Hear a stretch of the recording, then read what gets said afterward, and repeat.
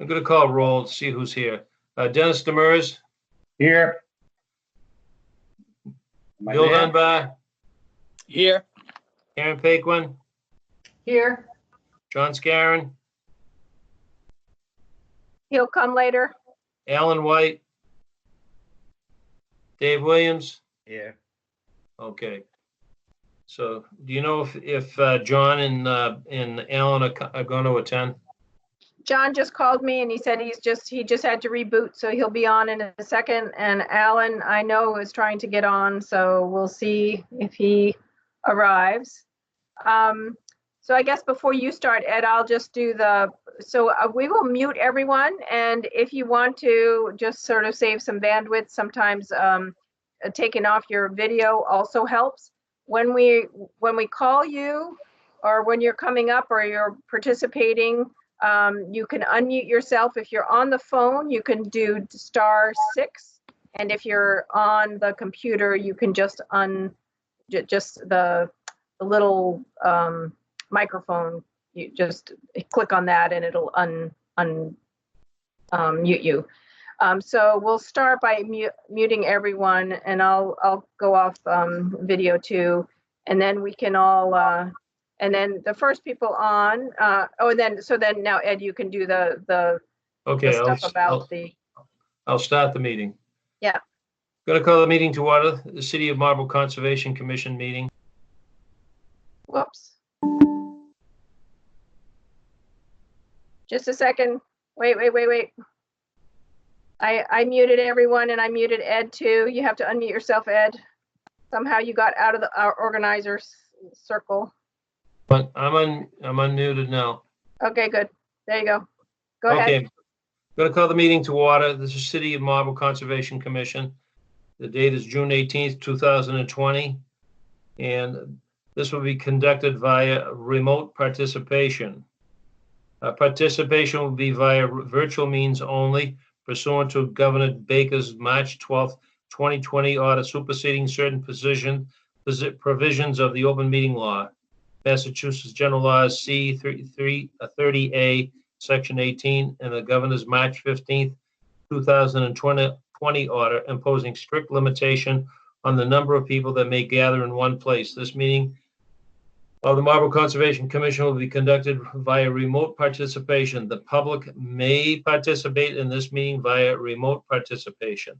A link to the website for the meeting will be provided on the city's website, on the city public meeting calendar, and on the Conservation Commission website at least 48 hours prior to the meeting.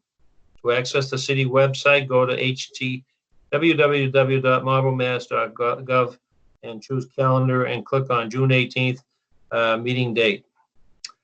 I've already called. Well, I'm just going to check to see if John Scarron is here. I'm here. How about Alan White? Guess not. Okay, I'm going to proceed. Just a little notification for everybody out there. This is being recorded. So it is being recorded. First on the agenda is a public hearing. This is a request for a determination of applicability for 26 Flint Drive, Paul Spitzer, and proposal is to add a patio and fire pit next to the wetlands. Is there anyone here to speak on that matter? So the Spitzers, if you can unmute yourself, I saw that you were on the video, so you should be able to just unmute yourself with the microphone. And I am going to share your plan, and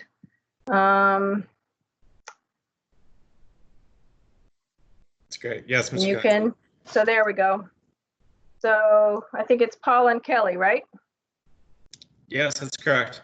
Okay, so why don't you go ahead and just sort of explain what it is you want to do. I know this is to the commission. I know this is a very crude design. It was the best I could do sort of on the computer. So working with the homeowners, we sort of came up with this. I did flag the wetland out there.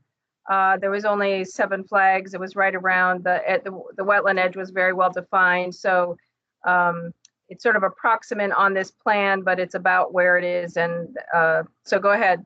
You can explain what you want to do. And Sure. So our backyards is primarily wetlands.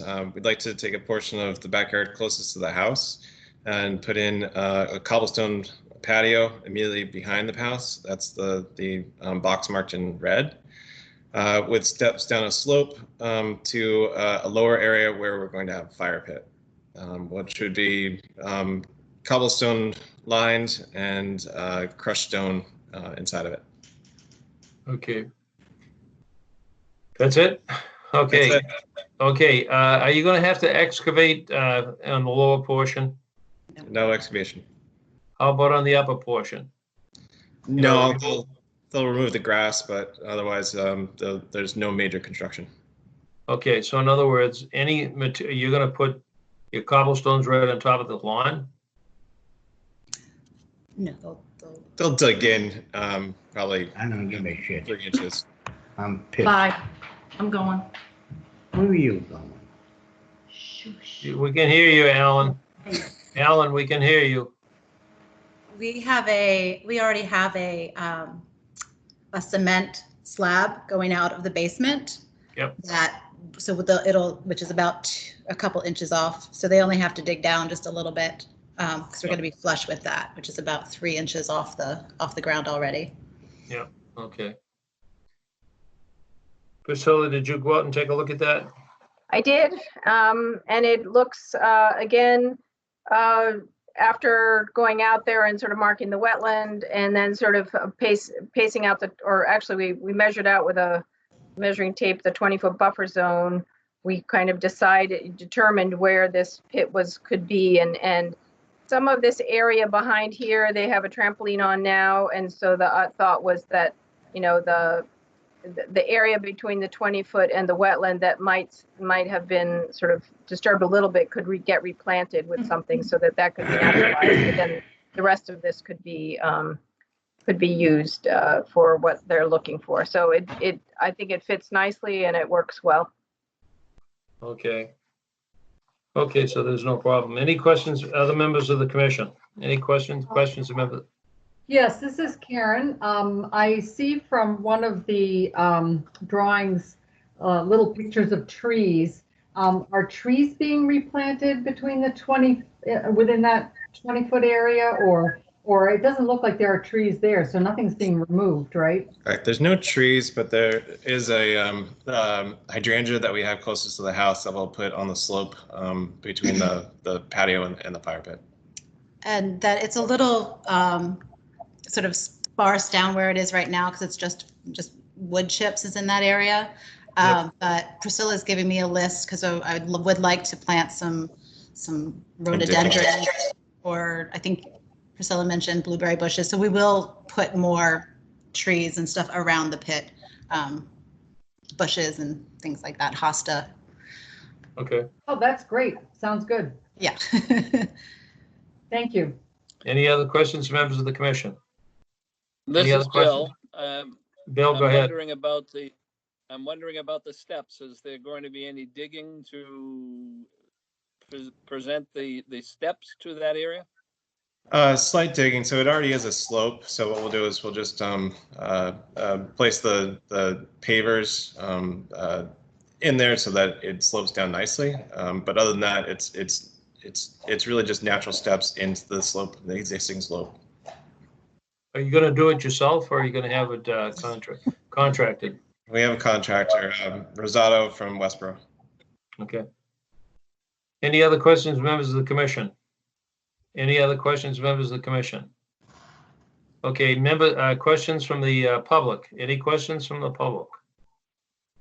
Any questions from the public? And if you are the public and you want to speak, then either *6 on your phone or just unmute yourself and state your name.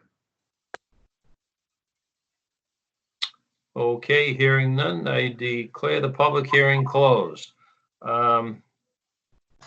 This is a request for a determination of applicability. Do we have a motion from the floor? This is John. Negative For negative determination.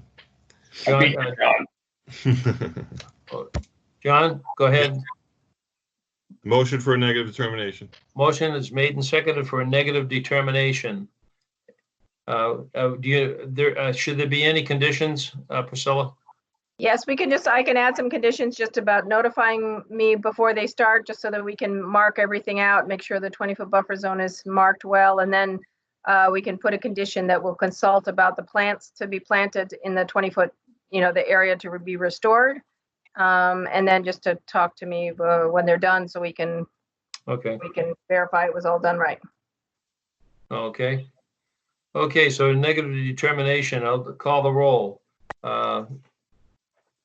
Dennis Demers. Yes. William Dunbar. Yes. Karen Paquin. Yes. John Scarron. Yes. Alan White. David Williams.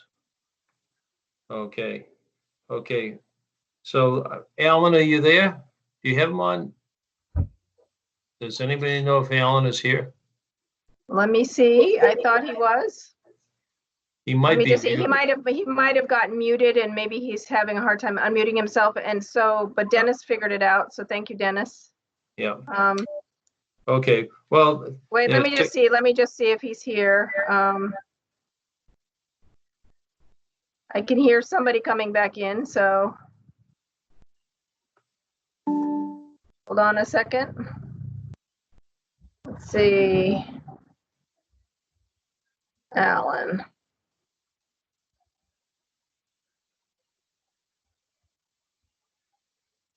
So Alan seems to have left. Okay. Well, six. Okay, I have the vote. 6 yay. It is a negative determination, and for the applicant, a negative determination is actually good. So negative determination. For the applicant, we will send you. We'll get you some paperwork. It's been taking us a little bit longer because we have to get it signed, so it might be next week. But I don't know when you're trying to begin. So if you're ready to go right away, I can try to push that along. Excellent. Okay. Okay. Okay, going to move along. Next item on the agenda is a notice of intent for, this is a continuation of a public hearing. This is for Interstate 495 and Interstate 290. This is Mass Department of Transportation, MDOT, proposal to make improvements to the existing interchange at Interstate 495 and Interstate 290 in order to improve the traffic operation at Interstate 495 southbound exit 25B. Proposed work is next to the wetlands. Who is here to speak? I'm Mike Turgeon. I'm here. Hi, Mike. And Mike, can you see it on your screen now? I can. Oh, good. Yay. And I'm here as well, David Goldstein from MassDOT. Okay. Anybody else from MassDOT? Okay, go ahead. I think Chris Naylor was going to come on too. Yeah, he was. I heard that he was. So. Okay. Yep. Chris This Naylor. is a continuation of a public hearing. We did have a site walk a week ago. What is it? One day last week? Tuesday night. Yeah, and we walked around. You know, there two of the members walked with the with the member of whoever delineated it, and we also followed along on the other side of the wetland area. Okay. Anything else? So if you go to page 14 of the PDF, it just shows there was one flag that we talked about moving 4 feet up slope. It was flag number 2 on page 14 of the PDF. Whoops.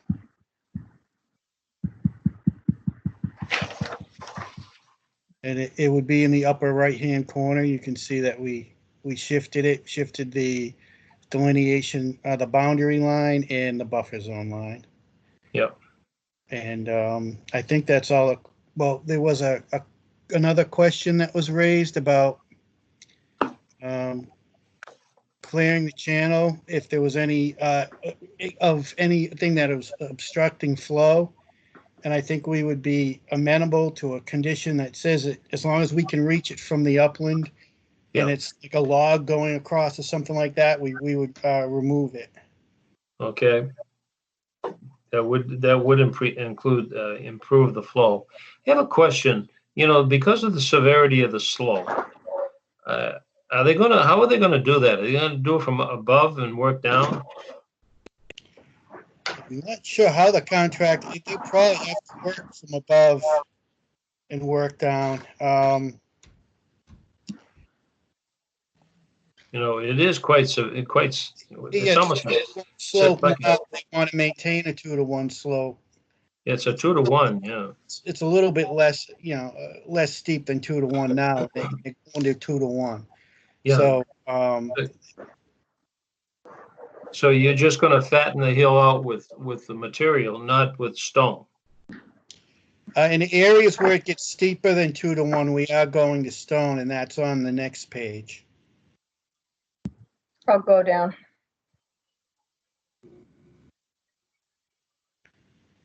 Oh, no, sorry. It's on previous pages that are out of the jurisdiction. Sorry. Okay, And maybe around that, here it is, right here. that area, and then in the area above the pipe, Yep, you have some stone showing okay, on page 14. okay. Okay, so so they're gonna have to work from the roadside down. All of the cutting will be done by machine or by human. That will be up to the contractor. There'll be all the material that you're gonna be cutting will be removed up to the roadway, then chipped and removed. Removed from the site. Yeah, chipped and removed. Yep. Yeah, And Ed, we can add a condition that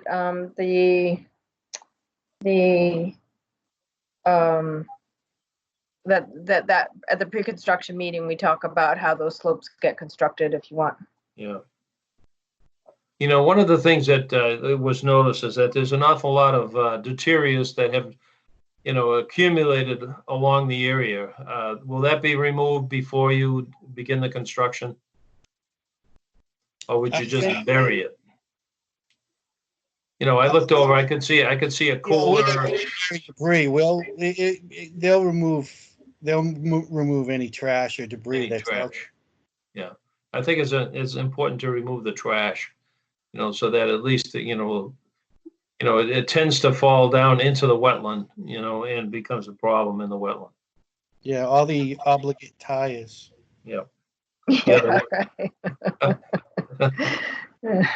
I'm trying to figure out how do those tires get there? They must come bouncing off a truck or something. Okay. Okay. So the only other question was the DP asked the question when they issued the number. And I don't know if Chris wants to sort of summarize that and address it. Sure. So DEP's comment was regarding peak flow rates. So anytime you increase the impervious surface, there you will see an increased flows. But through this area, there's such a narrow strip over only a few hundred feet, and that will drain into the wetland, and so it will basically be providing a little more water to that wetland. It's not going to change the direction of flows or anything like that. There are other portions of the project that we could talk about that have more increased flows, but the main one being the northern end of the project that eventually drains off the road by the bridge that is over Donald Lynch Boulevard. Okay. And are you going to be confirming those things with DEP, Chris?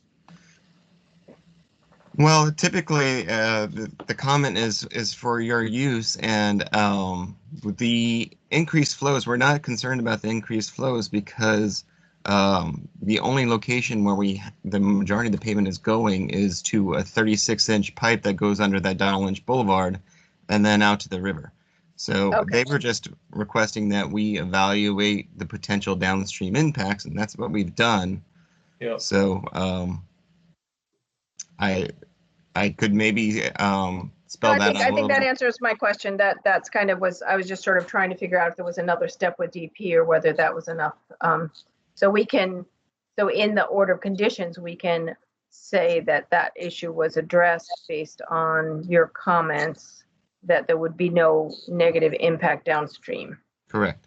So we can add a condition that addresses that, and then DP can weigh in if they want to at a later date. But I think that satisfies it. And I think even their comments said, we know you're pretty limited in what you can do because it's a pretty tight area. So Yep. Exactly. So I think Okay. we can cover that base by putting that condition in, and that'll sort of satisfy on all levels, I believe. Is there any other questions, members of the commission? Members of the commission, any questions? Any questions from the general public? Any questions from the general public? Okay, Priscilla, are we ready to close this? We can close this, and here's my suggestion is that since I'm going to be out for a month, that maybe we meet again next week, and I'll draft some conditions, and then the commission, it's not a public hearing. This hearing, any hearings that are closed but need to have documentations or order of conditions approved, that we can do that it'll still be a public meeting, obviously, but we wouldn't have to re-notify it, so our timing isn't so critical. So we can close this hearing tonight. I can draft some conditions for next week, and we can review those before I go out. Okay. All right. Okay, so hearing nothing, no questions from the public, I declare the public hearing closed. As Priscilla said, what we will do is that we will meet sometime next week, date and time to be determined, and we'll discuss the order of conditions and then vote appropriately. Okay. Thank you. Thank you very much. Okay, next item on the agenda is a notice of intent. This is a continuation of a public hearing for Route 20 reconstruction from Peters Ave to Marlborough Sudbury Town Line, Mass DOT. A proposal to reconstruct Route 20 from Peters Ave to Marlborough Sudbury Town Line. They will replace deteriorated pavement structures, widen the travelway to safe and acceptable lane and shoulder widths, adding new sidewalks, and provide upgrades to the existing drainage system. Several sections of this work are within the buffer zone to the wetlands. Who is here to speak on the matter? Hello, I'm Corey Beckwith from MassDOT Wetlands section in Boston. Yep. And our consultant, Steve Tyler, is here as well to present the materials tonight. Okay. We had this. Do you see anything on your screen right now? We have the Howard Stein. Yep. Do you see it on your screen right now? Because I can't. Yes, tell. I can. Okay. Okay. No, first, comment one, can the culverts conveying Broad Meadow Brook and unnamed perennial stream be replaced with larger structures that will meet the mass stream crossing standards to a greater extent and provide greater infrastructure resiliency? Your response? I'm leaving that up to you. No, that was go ahead. Go ahead. Steve Tyler, are you here? Yes, I'm here. Great.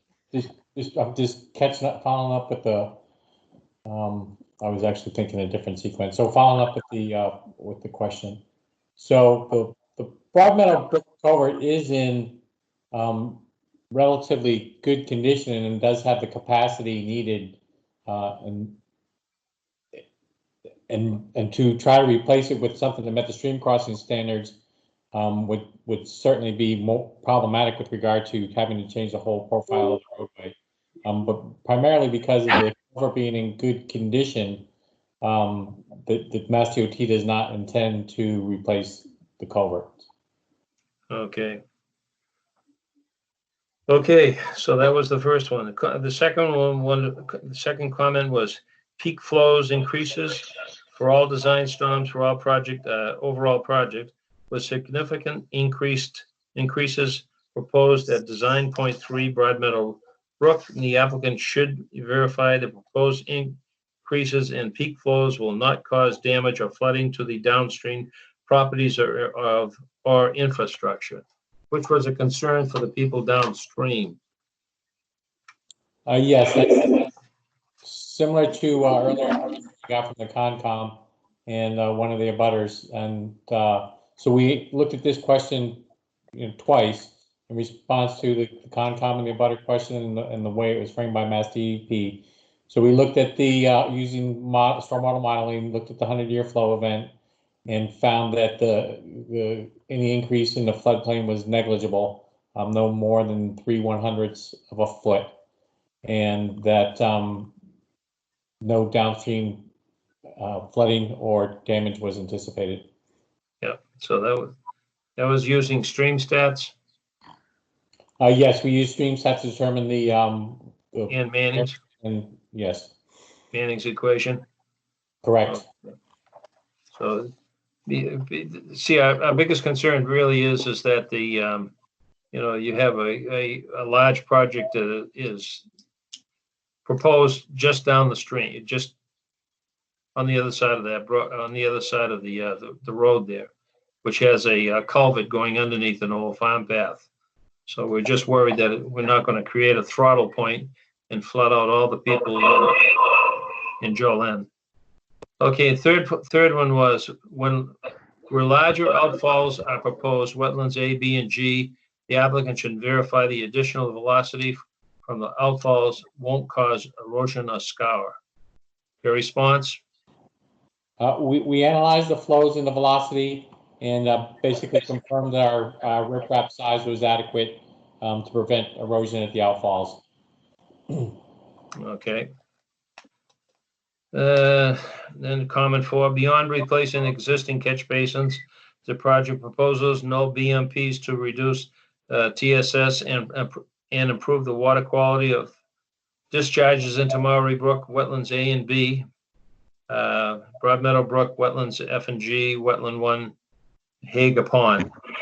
Response?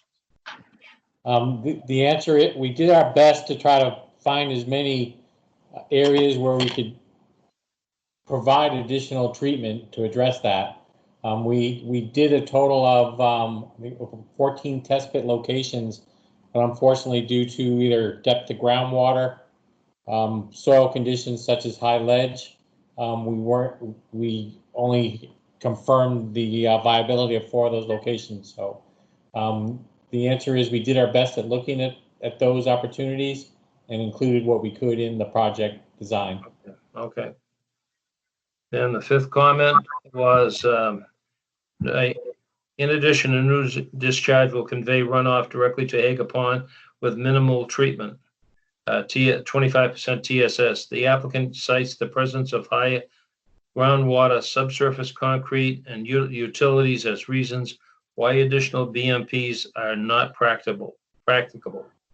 Can additional measures such as permeable pavement, tree box filters, proprietary separators, and infiltration beyond the footprint of the concrete, etc. Response? Well,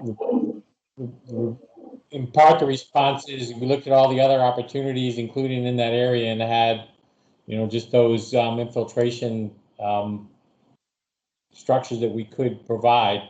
Mass DOT does, and in response to the suggested alternatives, Mass DOT does not use permeable pavements, roadways or sidewalks, or tree box filters or proprietary separators. Okay. And then comment 6, a portion of the project discharges to an outstanding resource water associated with the Sudbury Reservoir. Therefore, Stormwater Standard 6 applies. 4 water bodies receiving stormwater discharges from the project have TMDLS, Hop Brook, Haga Pond, Sudbury Reservoir and the unnamed perennial tributary, wetland H.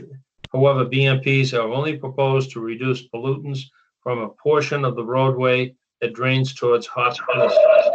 Can pollutants reduction measure be incorporated into the project design for discharges into Hager Pond, the Sudbury Reservoir, and unnamed perennial tributary?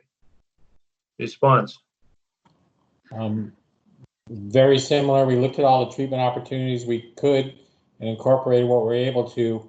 But to take this question a step further, just brought forward, some of the basic maintenance procedures that will be made to be sure to be included in this area, such as litter pickup, routine inspection, referring to the spill prevention and response,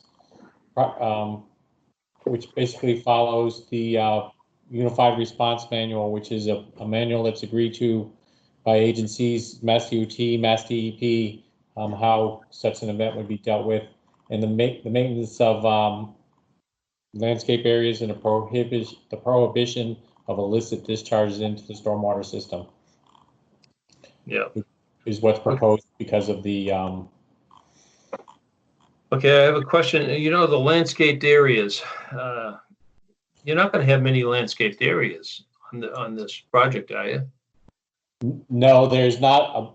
There's not many, but there's even less out there today. We basically, a landscape architect did look at the project, found as many locations as were viable, and I had to pull out the plans to count, but I think we had somewhere in the vicinity of 6 to 10 areas that had designated landscaping, including areas where stormwater treatment is proposed in the island, just at Hager, at Wayside Inn Road.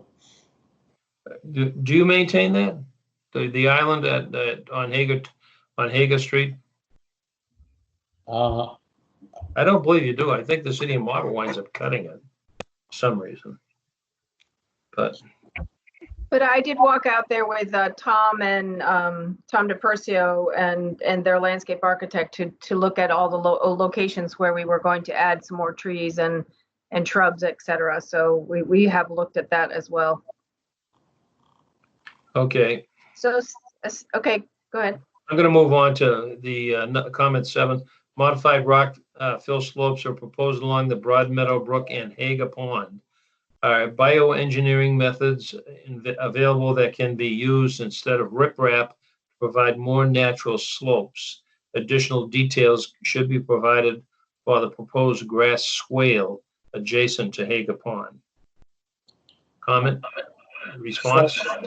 So in response to the first part of that question, I think the easiest thing to do is maybe refer to the before and after, or the current conditions photo and what's proposed. The slope that's actually is proposed there, in addition to modified rock fill, it is a bioengineered slope, and it includes plantings be made with seed, with a mulch would be placed on the top of the rocks and in the voids, and with the seed mixed into that, a wetland seed mix. In addition, the stakes that you see there are live cutting stakes that are approximately 2 feet long, and the plans call for I think it's 100 and some of those. I don't know if I can actually see it in this, but the plans call for a significant bioengineered slope there already. So 150 live cuttings is the number. So when you talk about live cuttings, what are they? You have any idea? They're like a 2-inch diameter branch or a stalk of something that can survive that way. So it's a living cutting that you can actually transplant that way. I think Ed's asking what variety of plant, if you know. What is the variety of plant? The variety of plant. I'm not sure if I attached this back here. No, you didn't. I don't see it. Yes, it's attachment D. So okay, let me scroll down. I think it's in this packet here. It is, and I'll find it while you're looking for it as well. So attachment D starts at PDF page 96 and live cuttings. Live cuttings is at PDF page 99. And so the suggested species include, I'm going to use the non-scientific names, pussy willow, black willow, red dozier dogwood, silky dogwood, Okay, firewood. okay, I was just wondering if, want to make sure that it's a non-invasive species. Correct. It's definitely non-invasive. The landscape architect is certainly very sensitive for that. Okay, moving on, seasonal, comment 8, seasonal high water, groundwater should be determined by at all infiltration locations. Confirm that the structure basin won't interrupt groundwater, which would affect the ability of the BMPs to drain within 72 hours, reduces the volume available for peak flow, and or results in inadequate treatment of stormwater prior contact with groundwater. Response? Yes, so, prior to, as I described earlier, that's what we had a rather significant boring program at all these locations, which is an allowed method to determine seasonal high groundwater as long as it's done before the end of May, which we did all of ours in April of May last year. So if you remember, last year was a pretty wet spring, and so I think we had pretty high seasonal groundwaters at that time, and it was still pretty wet going into May. I know we had a hard time finding dates to get out there. So the seasonal high groundwater was certainly determined at all of those locations, and as I described earlier, we had the filters out because they could affect innocent groundwater. But all the ones we are using do not. And we also verified the infiltration rates and do meet the 72-hour drawdown requirements. Okay. Then the last comment was additional requirements. Before the activity described in the notice of intent can commence, you must obtain a water quality certification. Please complete a 401 water quality certification application form. And response. Yes, the problem we do know we have that permit, and we plan to obtain that through DEP. Okay. That would just be a separate permit that we would do after we close up the conservation. Okay. So I think that's all of the questions that we had. Any questions, Priscilla? No, I think I'm good. I've reviewed the plans and I've reviewed this, and I think the further details about the slope on Hager Pond were very good, and I'm glad that we've got that clarification about Broad Meadow Brook, the volume increase. So that's all good. So I'm pretty satisfied. Okay, well, I'm very happy that they're going to finally put a sidewalk beside Hager Pond. A lot of people from Raytheon actually use that area to jog and exercise, and I don't want people to get picked off. With this will at least give them a safety zone. Questions from other members of the commission? Questions from other members of the commission? Any questions out there? Unmute yourself if you have any. Okay. Sure. This is Bill. Could you explain the cuttings that you're going to install in the banks? How does that grow? Is there loam of some sort that you put in, or sand that cuttings grow out of? They will grow out of the type of material that's put in there. The cutting material, the cuttings do, like shown on the detail, would go through the riprap layer and into the underlying soil layer, as well as the crushed stone is just, is soil with the. And a percentage are predicted to grow. What percentage do you replace if there's a good percentage that die off? So the contractor guarantees these for the first year. So then that's the first year from substantial project completion. Which is usually late, somewhat a little bit later, whenever they might install something like this. And then within that 1 year, they should establish and start to grow. And then after that, they'll be monitored by Mass DOT. And the area will be inspected by the Mass DOT landscape engineer, landscape architect. Thank you. Okay. Any other questions, members of the commission? Any questions, members of the commission? And Bill, just for your information, we've seen this, the bioengineered slopes on a couple of places, the Emderbury site a long time ago, and I'm thinking one more, but it's a common practice and it seems to work. They're putting in a lot, so we'll obviously if they die, they need to figure out how to dig them back in again. But it does work, so it's a good solution. Yeah.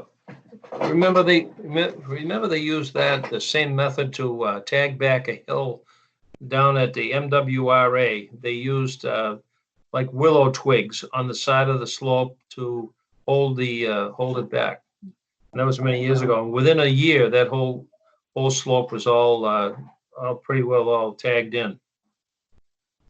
Okay, any questions, members of the public? Any questions, members of the public? Any questions, members of the public? Okay, are we ready to close this, Priscilla? I think so. I don't know if we're waiting for any other comments. I know Tom DePercio had seen this. Steve, do you know if Tom DePercio is all set? Our city engineer? I have not spoken to Tom about this, so I'm not able to confirm one way or another. I usually hear from him if he's not, but yeah. I haven't heard from him either way. So what's your time frame? I guess the question is, can you wait a month for us to close the hearing and issue an order, or are you in a rush? Well, we're I think we're 2 months into this, and we'd like to close it so we can move on and get the other permits in place. And okay, how about this? We close it. I'll draft some conditions. I'll talk to Tom, confirm with him if there's any particular condition that's outstanding that's different. We'll cover it by a condition. That sounds good. Thank you. Okay. Okay, so I declare the public hearing closed. And we'll do the same thing with this one here for if we have a meeting sometime this week. You're gonna have a very busy week. I'm just gonna work this weekend, you know. I'll draft all the conditions. I'll have them to you on Monday, and then then I'll be recuperating. Yeah. Okay. So we're gonna move on. Thank you, Steve. And thank you. And your counterpart there. Sorry. Thank you. Yes. Can you just clarify for me just what your roughly your schedule is? Are you changing your So I am going to draft some conditions. So the hearing is closed. We can have a meeting next week that doesn't require 2 weeks notice. So we can deliberate on an order of conditions next week. We will I can tell you what day it is, and I'll send you the copy of the conditions that we're submitting. And if you have any issues, you can certainly join, or you can give me some comments on that. And then we'll issue next week at whenever the meeting's over. Does that make sense? That makes perfect sense. And I'm sure you'll include Corey when you send those, because I think she'll want to read them and her section as well. I will do that. So just a slightly different set of events because for whatever reason. So, all right. Thank you. Thank you. Okay, thank you. Okay, next item on the agenda is a notice of intent. This is a continuation of a public hearing for Farm Road, map 73, parcel 14 and 15A. Michael Downey, the New England Center for Children Incorporated. Proposal to construct a residential school building for the New England Center for Children with a footprint of 13,250 square feet. Proposal includes parking, drainage, and utilities. Some of the work is proposed within the buffer zone to the wetland across the street this is across the street from the old airport. Anyone here with it? Yes, it's Vito Colonna from Cornerstone. Okay. Good. Vito Colonna is here, and anybody else with you, Vito? Yeah, I'm here, Bill Pizzoni. Okay, Bill Hi. Pizzoni. Hi, Bill.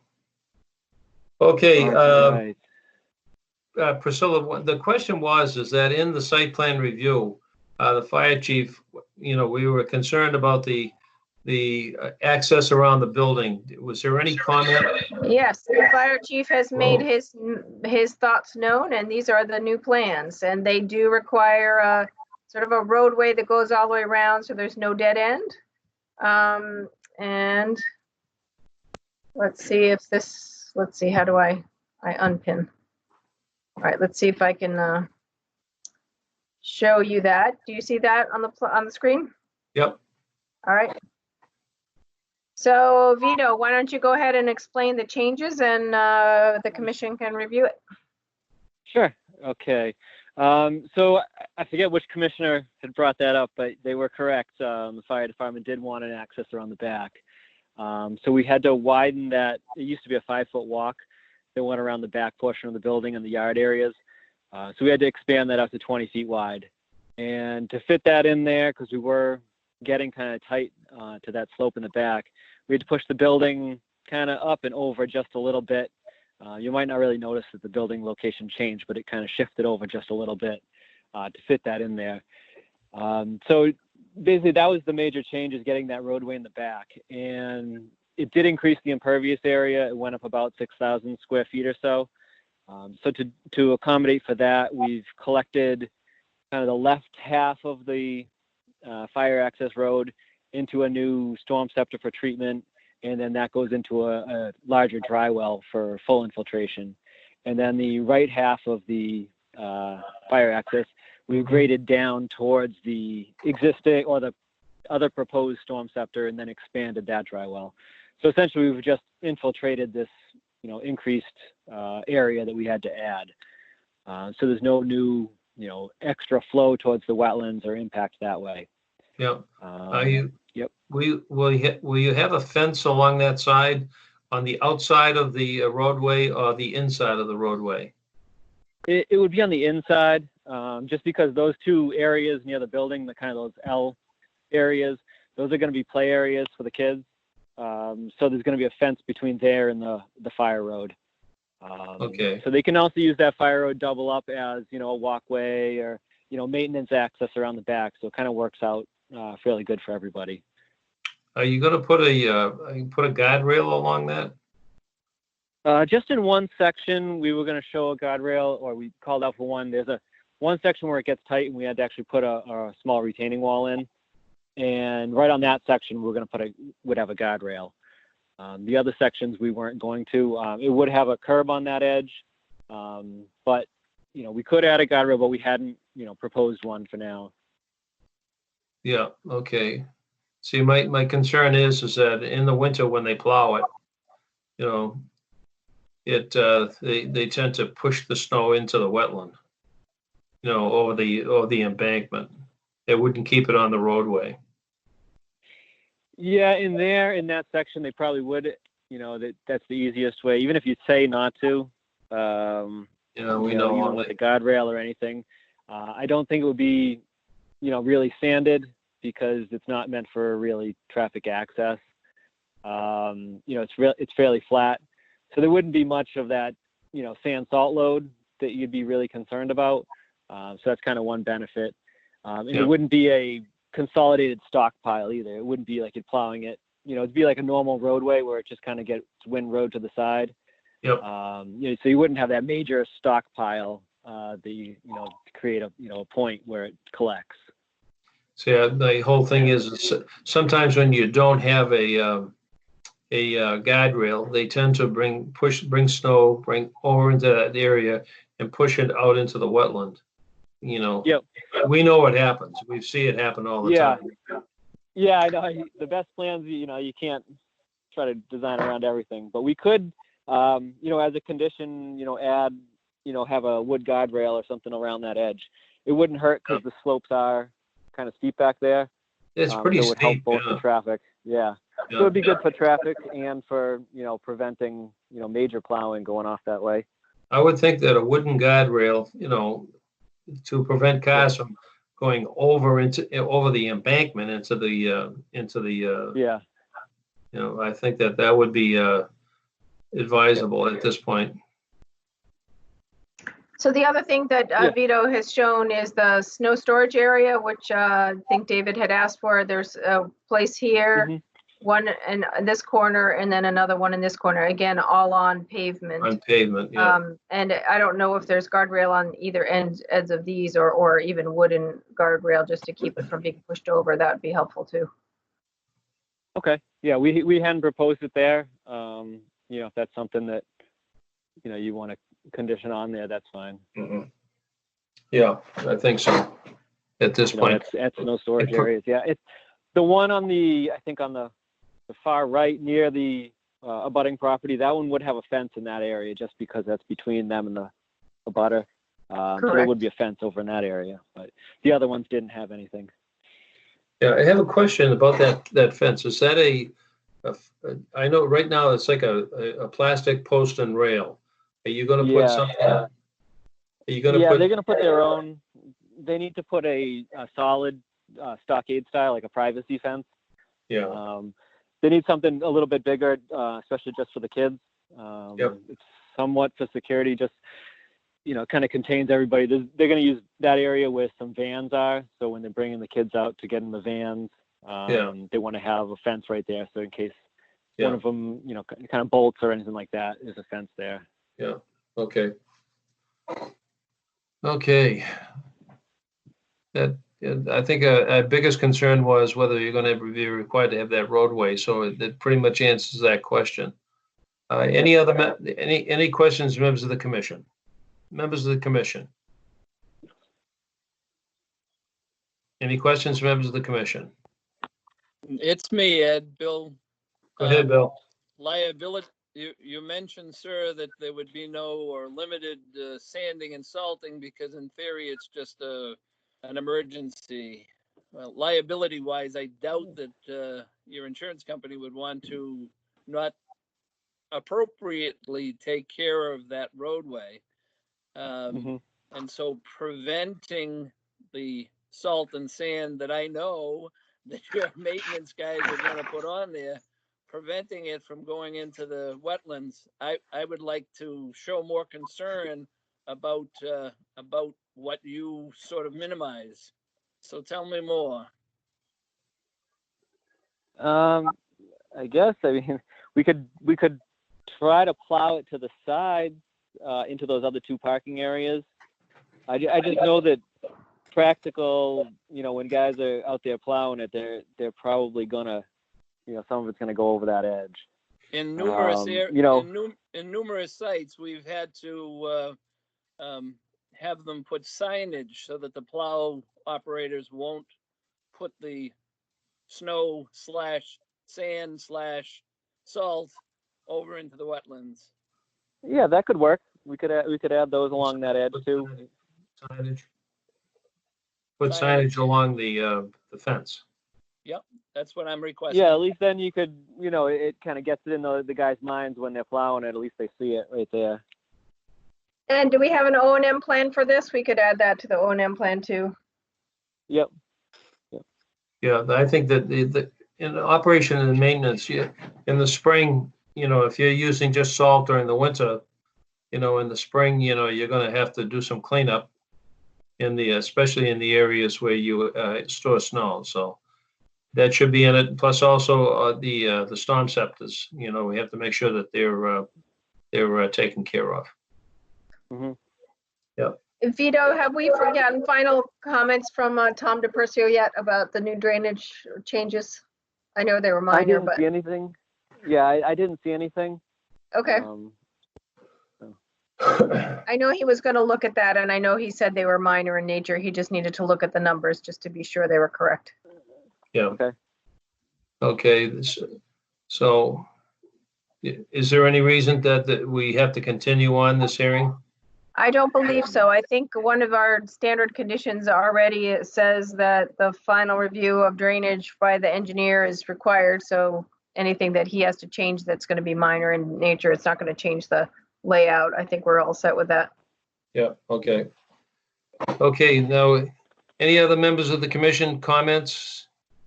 If not, how about the general public out there? Comments, questions from the general public?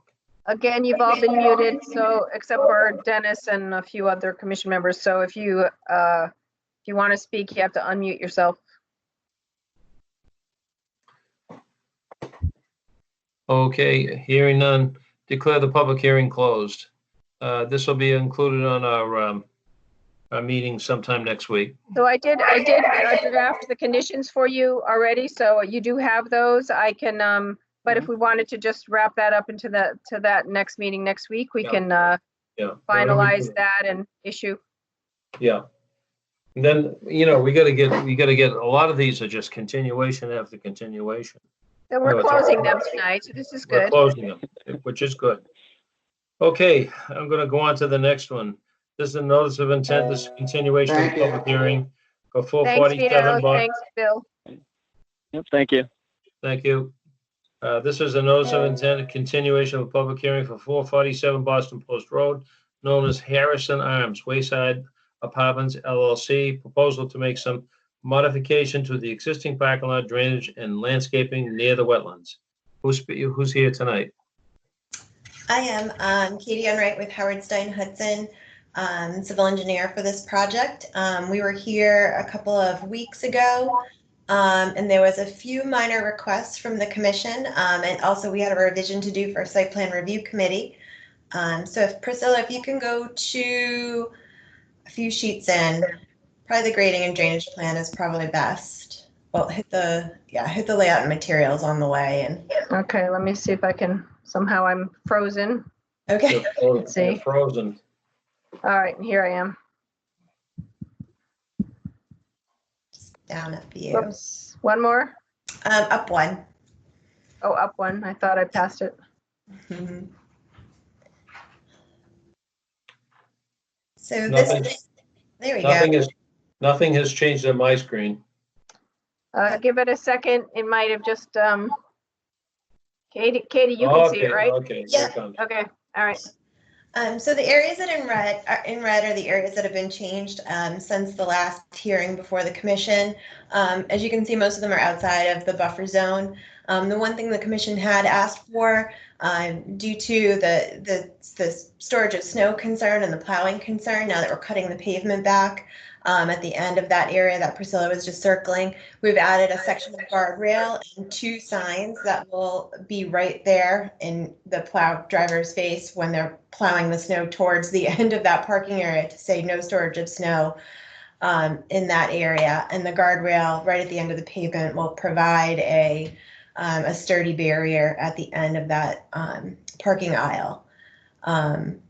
So that is the main thing that we did within the buffer zone. The other changes were related to striping, some sign moving to make sure that we had good circulation throughout the site, that fire access was good, and that handicapped accessibility or parking for handicapped accessibility was spaced out a little bit better throughout the site. Okay. So so in other words, there's just a little bit of changing on the inner portion up by the truck line. Right, But there's that changed within the buffer zone was just for that guardrail and the additional and some signage. Yep.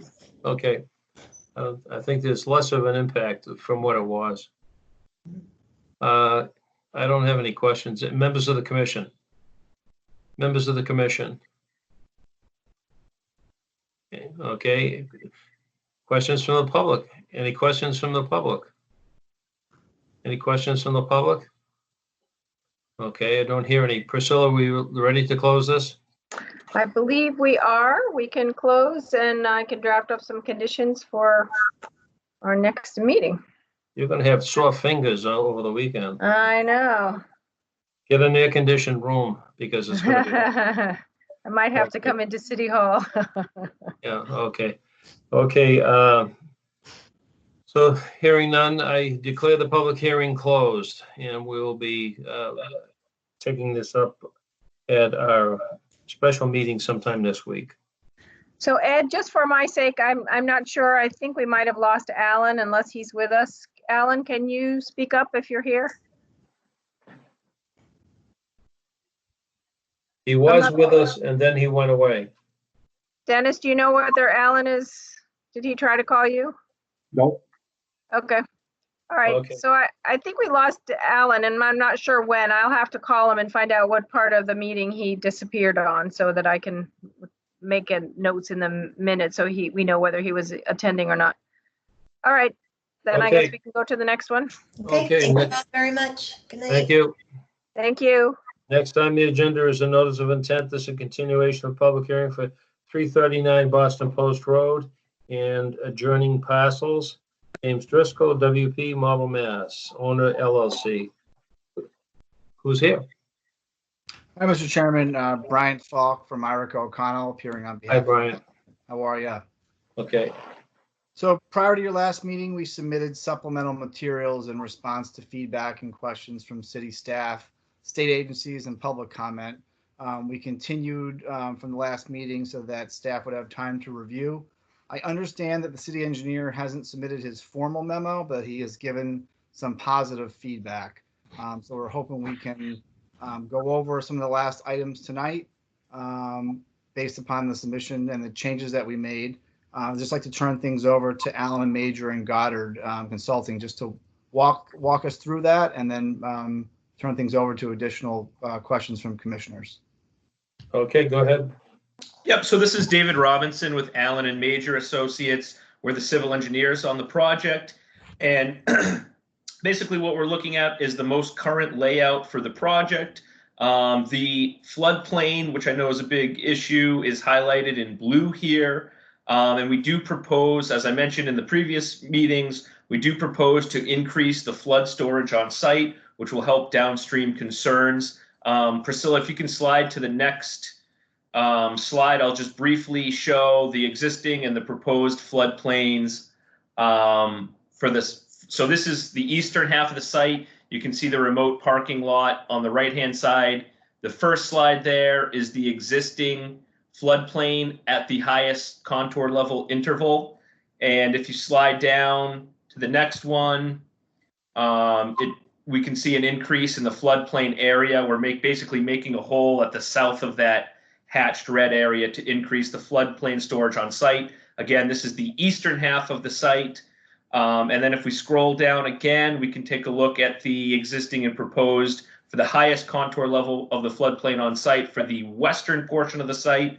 So if you scroll down one more slide right there, that's the existing floodplain elevation 277 on the western portion of the site. And then if you scroll down to the next one, we see the proposed floodplain for the elevation 277. There's a little bit over 1,000 cubic feet of increase in that area. I know I went through the floodplain stuff ad nauseum the last hearing. Am I at the wrong? No, you're perfect right there. Okay. That's perfect. So there is an increase in flood storage on site, as I detailed at the last Concom hearing. This just kind of puts everything into a visual representation. And then if you scroll down one more, this is our most current drainage design. This was updated on May 18th and was reflected in the last site plan hearing. Basically, we just consolidated previously we had 6 subsurface systems. Now we have 3 consolidated systems, and we also put a subsurface system in lot K, which is the remote parking lot to the east.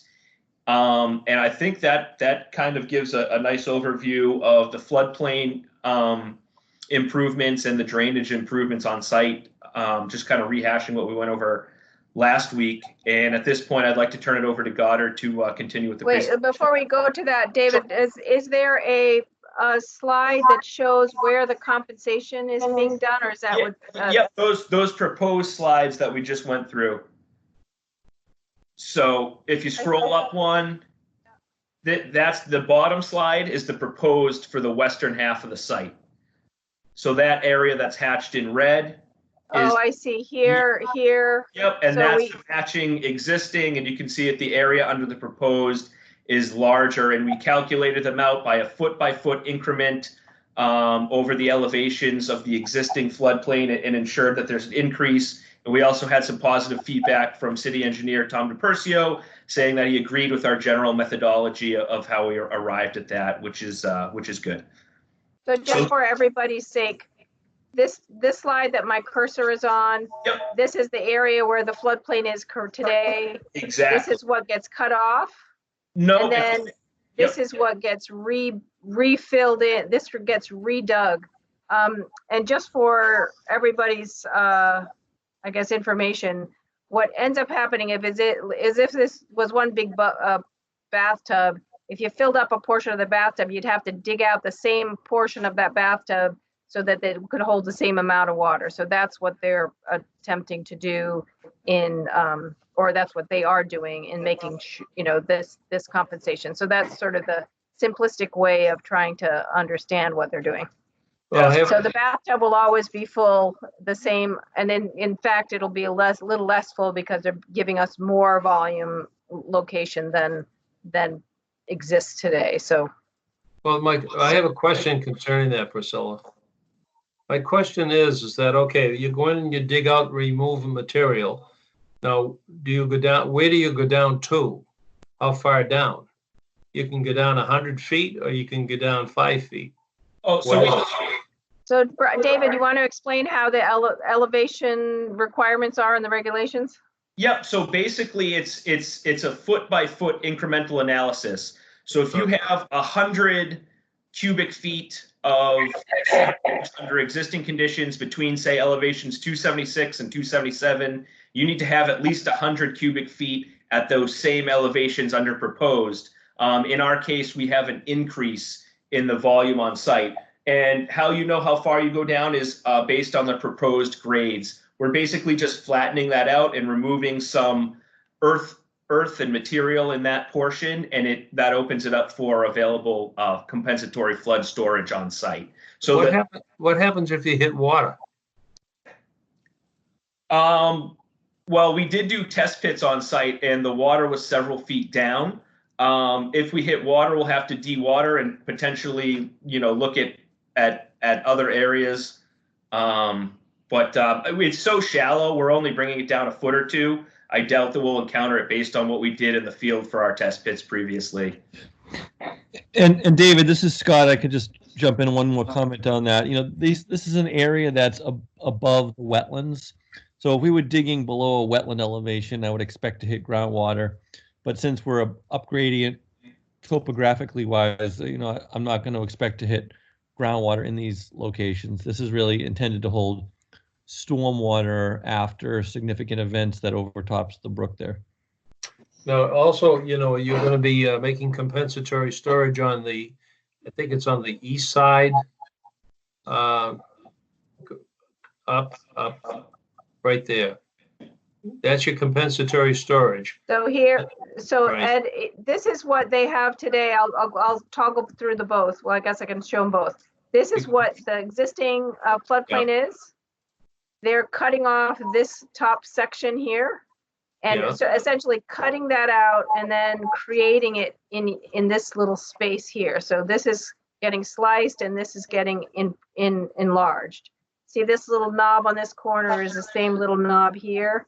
And then this line, so they're going from this line here and then so this whole area now becomes floodplain compensation. It's a little bit higher now, so they have to bring it down in order for it to flood. Is that right about where the old tent used to be, the great big training building?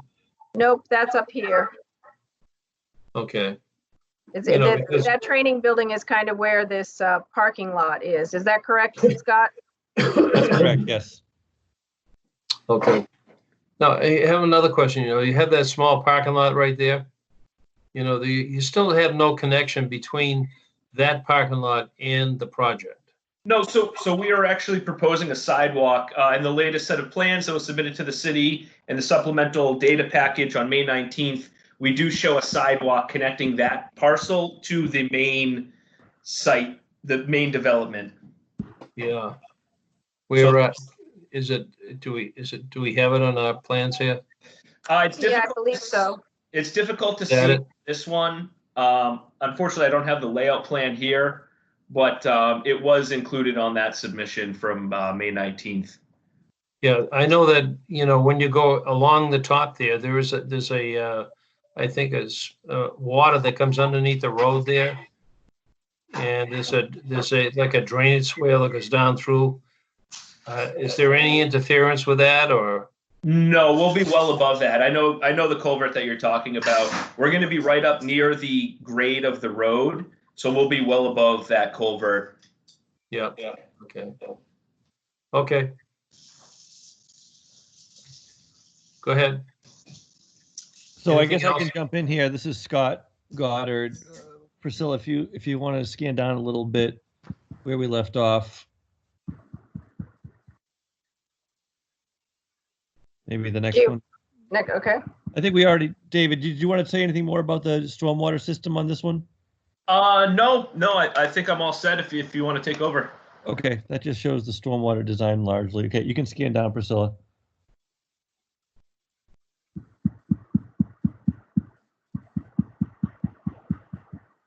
Yep, and so if are you able to zoom in a little bit more on that? Yeah, top just graphic? a second, I can. So this plan shows what we're going to do after regrading and excavating those floodplain compensation areas, right? So if you imagine that, again, largely this land is already disturbed in some capacity, but in order to do those compensatory storage areas requires an excavation effort, which removes the vegetation and soil that's there.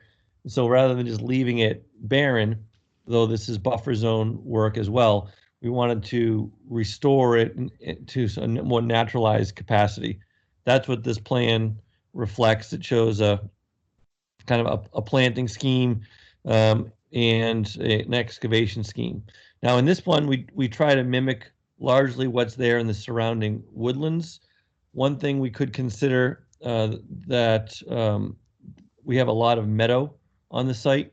So if the commission didn't want to see the area restored into a sort of a forested red maple swamp situation, we could, because I do think the elevation here will end up creating some additional wetlands along the way as well.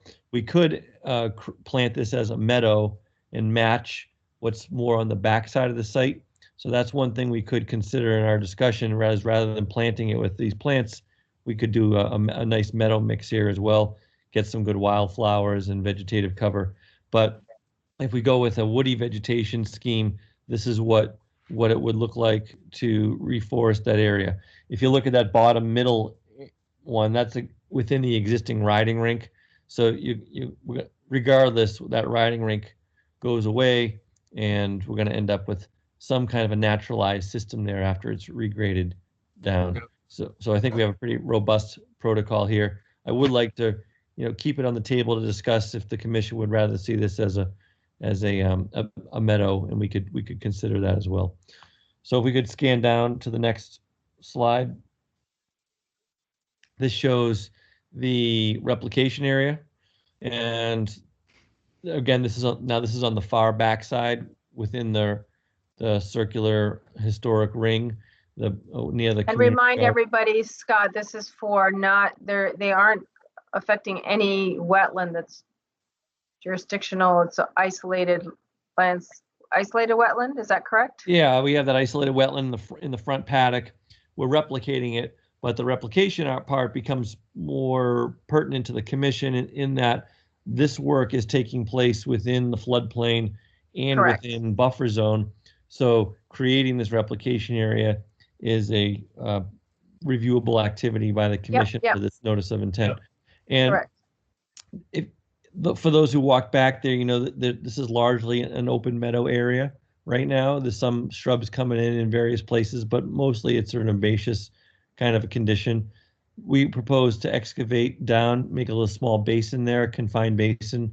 Hopefully, based on the elevation of the hydrology, we're expecting that we'll have some kind of ephemeral water component in the springtime with this. So we could get some habitat for frogs and salamanders and such as well at the conclusion of this. So I think it'll be a nice diversity habitat feature added to the rear portion of the site. Yep. If you could scan down, Priscilla, a little to the next. So beyond that, I don't want to get into all of these. Maybe we could just kind of briefly kind of scan through them. This is our alternatives analysis.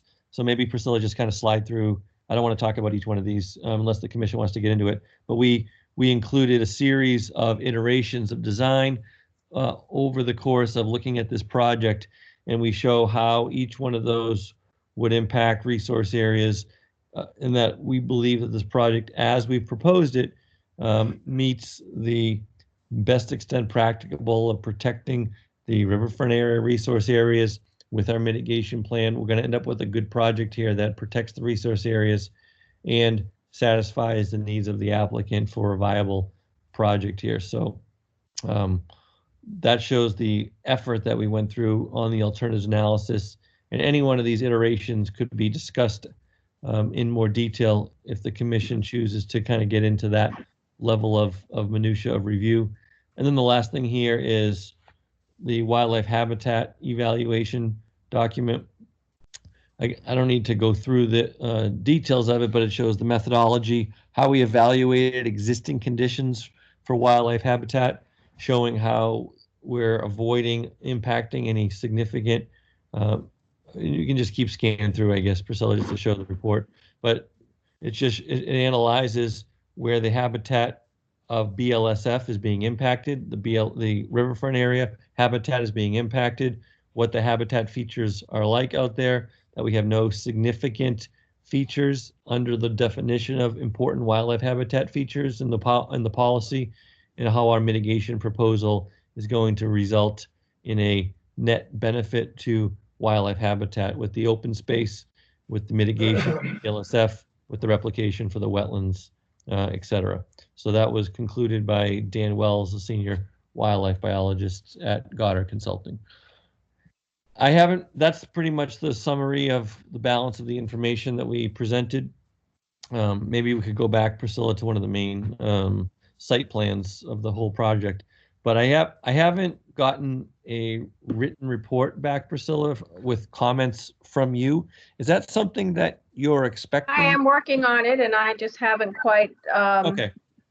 Life is just a little bit too different. Yeah, no, I hear you. But I did have a few comments, but I didn't know if the commission had any other comments on what you've presented first to before I jump in.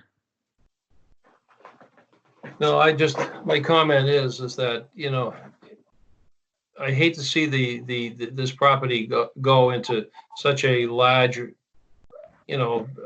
concentration of apartments. And, but that's progress. I understand that. The only thing is that I think that if you're going to create some of these wetland habitats, I think my feeling is that you start off with a wet meadow, and eventually what will happen is that it will eventually eutrophy, and you'll wind up with other things coming in there. It's not going to be maintained. So that's my feeling about, the wetlands replication. Start off with a wet meadow with meadow plants and so on, and that will take pretty quickly. The second, and my feeling is that, I'm just concerned about traffic and the entrance of this onto the street, but that's not within our jurisdiction. That's really up to the city council. Also, because it requires a special permit, and also the site plan review. Priscilla, has the site plan review have they completed their review? No, because this has to get a special permit from city council first, but we have looked at it a couple times, and we will be providing some comments to city council as well. And then after city council approves, we'll do a final review for site plan approval. Yeah. See, that's why I'm a little bit hesitant to conclude the meeting, close the hearing, because if the city council comes up with something. We haven't gotten comments from engineering, so we won't close it tonight, that's for sure. Okay. So, Okay. That's where. So if I could jump in, I think there's two things that are sort of timely. One is that ZBA has a meeting on June 30th regarding the floodplain issue, because this is in the floodplain and wetlands protection district, and in the floodplain district, if they have to fill the floodplain, which they are proposing to do, they need a variance from they need a special permit from this ZBA as part of that ordinance. And so tonight our thought was that we would need to at least give some guidance, not maybe it's just a letter saying that we've reviewed that part and that, that seems to be okay, or whatever we decide, and we can provide that comment to the ZBA so at least they can move forward with their comments. I don't feel comfortable at all closing anything at the moment, because we still have to do quite a bit of review on the drainage. These plans came with the new drainage outfalls, et cetera, and stuff. We have to look at that. And the couple questions I had, Scott Goddard, my question to you is regarding, so in your report, you're claiming that because it's paddocks and horses and there's manure, that is such a detrimental thing to downstream. Now, I totally understand, but when I was out there, I didn't see huge piles of manure that I had seen 10 years ago. So I'm a little reticent to say, oh yeah, sure, this is way better than the existing condition, because with the pasture and the fields there, I think we've got other conditions there. So in the alternatives analysis, that was what you were using to sort of boost your case. And I guess I just want to make it known that I don't think that's a huge boost of the case, but I understand where you're coming from. Yeah, no, that's a fair comment. In that there was a question that came back a few weeks ago in one of the hearings about the content of the piles in the BLSF mitigation areas in the lower right-hand corner there. And well, the pile used to be here, but now it's all overgrown. I don't think it's probably leaching too much anymore, but yeah, and that's fair. And I think there is certainly still some manure lingering in there, and to the degree to which it's leaching, you could be very well correct that it may not be an immediate threat. But if the property continues on as a horse farm as it were, then there is some management of manure that may or may not take place under best management practices that certainly has the potential to be a detrimental impact to the brook. Yeah, and so one of my sort of little research that I was trying to get to today that I didn't get to was sort of compare what the regulations say that we are, as the commission, is to evaluate in the alternatives analysis, and how, and I can't remember if that was in the riverfront area thing that you were using that comparison, or if in the alternatives analysis, but I'm trying to understand what the regulations say that we need to look at and balance, and what it is you need to show us, so that and making sure that we're meeting that requirement. And I'd gotten sort of halfway through that process, but I didn't get it done. Sure. So. Okay. That's fair. No, it's amazing the amount of work that we've had piled on us at the most critical time, with this COVID crisis. Normally we could get through this stuff, in a quick manner, but it's very difficult doing the way that we're doing. City Hall has been basically closed, so we can't get into City Hall. So, but are there quite other members of the commission? Are there questions out there? How about the general public out there? And I have a few more questions if nobody else does, but. Go right ahead, Priscilla. So the other question was, is the dog park coming in this corner still? Is that still the proposal, or what? Oh, I apologize. That's since been updated, and it's actually within the loop path as shown on that color plan at first. Okay. If you go back, I apologize that since the May 18th submission, we've updated the location of the dog park to what's shown on that color plan, the first plan here. If you scroll all the way up, yeah, it's shown a little bit further north. Is it here? Where Yes. my cursor is? Exactly. Okay. Yep.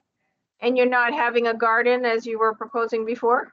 Currently, there is no garden proposed because we needed that area for the wetland replication. I see. Okay. So the other question I had was, do we know what the long-term maintenance of any of this internal of the track might be? I mean, are we trying to maintain any meadow or anything like that? And if so, you know, what and how? I'm just trying to understand sort of the long-term thing, which might weigh into if we decide to do the replication or the flood storage area as a meadow, and if there's some already, you know, mowing regime that's happening once a year to, you know, keep the woody stuff out, then we can think about that too, and make it part of a bigger plan. So that, I guess I'm just trying to figure that out. Scott, do you have any feedback on that? Well, I don't think we have established a management plan for that rear meadow. That hasn't been part of our protocol that we've looked at. We can certainly, you know, take a look at that and come up with a suggestion on how that area is managed long term. I guess I would like to have some discussion about that, just so that we know in the future kind of what we're expecting you know, this apartment facility to do.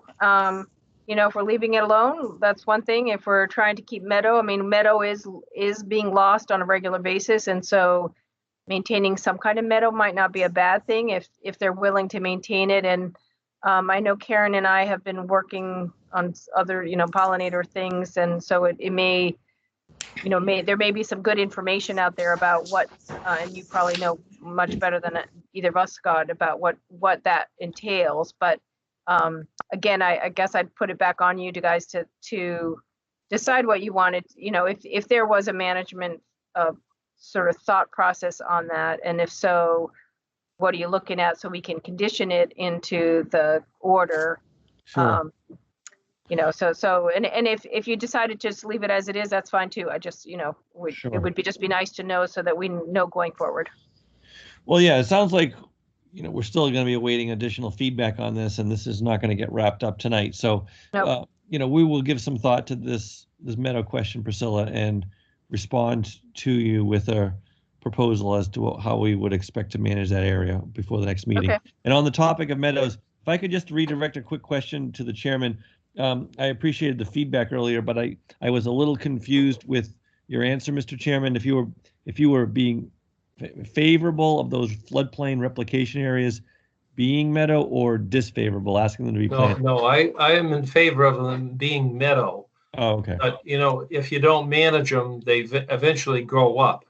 Mm-hmm. You know, my feeling is, as Priscilla said, you know, we're losing the meadow habitats.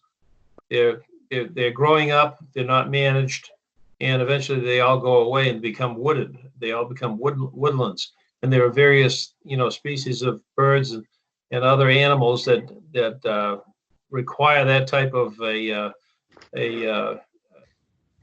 area for them to live. So my feeling is that I like to see them as a meadow. And if you had a meadow plan for the future, you know, I'd like to see something like that. Okay, fair enough. Thank you. Okay. Okay. We still have more public hearings to go. So, So I guess the thing we need to decide is, are we feeling comfortable about this floodplain issue? Yeah. And do we think that there's any changes to the plans that would impact that would benefit the zoning board of appeals from knowing? So I think that's what we need to sort of. Okay. My feeling is that, you know, as long as their calculations are correct, and they're compensating for the loss of the area, the flood storage capacity, and they're adding flood storage capacity. So there's no net loss. I don't think that I have a problem with it. And in fact, according to their calculations, it's a net gain. So we're getting more flood storage capacity than before. Yep. So, and then the comments from Tom DePercio were, he had looked at them in general. They look to be correct. The analysis looks to be correct, but he didn't do the deep dive that he always does to make sure all the numbers are correct. And so he needs to do that. But in general, he didn't see, any, fatal sort of flaw in the sort of overall concept. Not to say that he might not change things for some of the other pieces, but for the floodplain stuff, I think he felt comfortable. Okay. Okay. Any other questions, members of the commission? Anybody out there in the general public that has a question? Mr. Chairman, this is Katie Roby. I have a question. Go right ahead, Katie. It was my understanding in early discussions that there would be some land deeded to the city for open space. Is that not happening? I can't answer that one. You'd have to ask the applicant. I believe it is happening, but I will let Brian Falk, do you want to answer that? Sure. Priscilla and I had discussed that we're happy to do that. We think it's probably most appropriate to do that as part of the special permit from the city council rather than through the order of conditions. It's usually the best place for that kind of a condition. That's what we've done before, and we're happy to propose that kind of condition when we get to the city council. And it didn't seem clear where it would happen with the dog park right in what I would assume would be part of the open space. So we can have the discussion at council level. Thank you. Yes, I think that's a good comment, Katie, and I'm glad you brought that up. I don't want it to get lost. The piece across the sewer line is a no-brainer, that where my cursor is, that can easily be sort of a CR or donation or whatever, or however they want to deal with it. The piece in here, I think there's got to be some kind of a conservation restriction because they still want to be able to use the track. So the idea here would be that we would say, and everything that's not track or this or whatever we would hold a restriction that the city would hold a restriction that then would prevent them from doing any development. It restricts the development. But then they might still own it in order to sort of have that. But I think that discussion can continue, and they can propose sort of how they'd like to make that work, and we can look at that and decide if that suits us too, or the city. Yes, a little thing that I add in, the area on the other side of the sewer trunk line would be obviously that would be a good one to donate for open space. But I think that the area that we're talking about on the back there, conservation restriction, would be the best way to proceed on that one. Mm-hmm. Anybody else out there? Anybody else? Okay, we're going to have to continue this public hearing to another date when unsure. So the next possible date, just for everybody's information, I'm going out for surgery. I'll be out for a month, so we will not have the June 2nd meeting. It's possible that I'll be back in mental capacity to be able to run the July 23rd meeting. And so tentatively, we can continue this to the July 23rd meeting or whatever next meeting is held. So we can, okay. At the next meeting. But normally we have to continue it to a date certain in order to not re-advertise. So I think we'll say July 23rd. And then if we have to, we can sort of open and close that hearing and continue it again, so that you guys can do that if I'm not there. But hopefully I'll be back in circulation by then. Yeah. Okay. If I may, Mr. Chairman, is there not space if you're going to meet next week? Is there not an opportunity to do it then? Well, in order to us to have let's see. I suppose we were trying to make that a really short meeting, but I Just I trying to don't make think it- I'd have, it sort of depends on whether we get any information back from Tom by then. I mean, if the commission's inclined, if we could get on that, and then if you don't have the information, we have to continue again, that's okay. If we could have the opportunity, we'd love to take it. Yeah, I will not have have an order of conditions by then. I might have my comments by then. So, I mean, at least we could just roll a tiny bit closer to the end. I don't think we would be ready by next week. Okay, Okay. Brian? Mr. Chairman, this is Katie Roby again. If I can clarify, the council has continued this until July 20th with the hopes that ZBA and you would be done. So did I hear July 23rd for your next Yes, meeting? correct. So Yeah. you will not Yeah. be done before we have our public hearing. No. No, most likely not, Katie. But we will have probably comments from Tom DePercio, so at least we'll have a sense of whether we're closer or not. All right, we'd appreciate those. Okay. Okay. Thank you. Okay, so this is continued to July 23rd. Next item on the agenda is a notice of intent. These are 3 separate filings by Hayes Memorial Drive for the Gutierrez Company. Lot K, construction of a 29,540 square foot warehouse distribution center with associated parking, drainage, utilities, and landscape. Map 88, parcel 1, map 88, parcel 35. Work is proposed near the wetlands. That's the first one. Lot L, construction of an 80,880 square foot warehouse distribution center and associated parking, drainage, utilities, and landscaping. Map 99, parcel 1, map 88, parcel 35. Work is proposed near the wetlands. Lot L. Lot M, construction of a 24,020 square foot warehouse distribution center with associated parking, drainage, utilities, and landscaping. Assesses map 88, parcel 1, and map 99, lots 1 and 6. Work is proposed near the wetlands. Who's here to speak? Yep, you got David Robinson with Allen and Major Associates. Here to Thank you. present. Okay.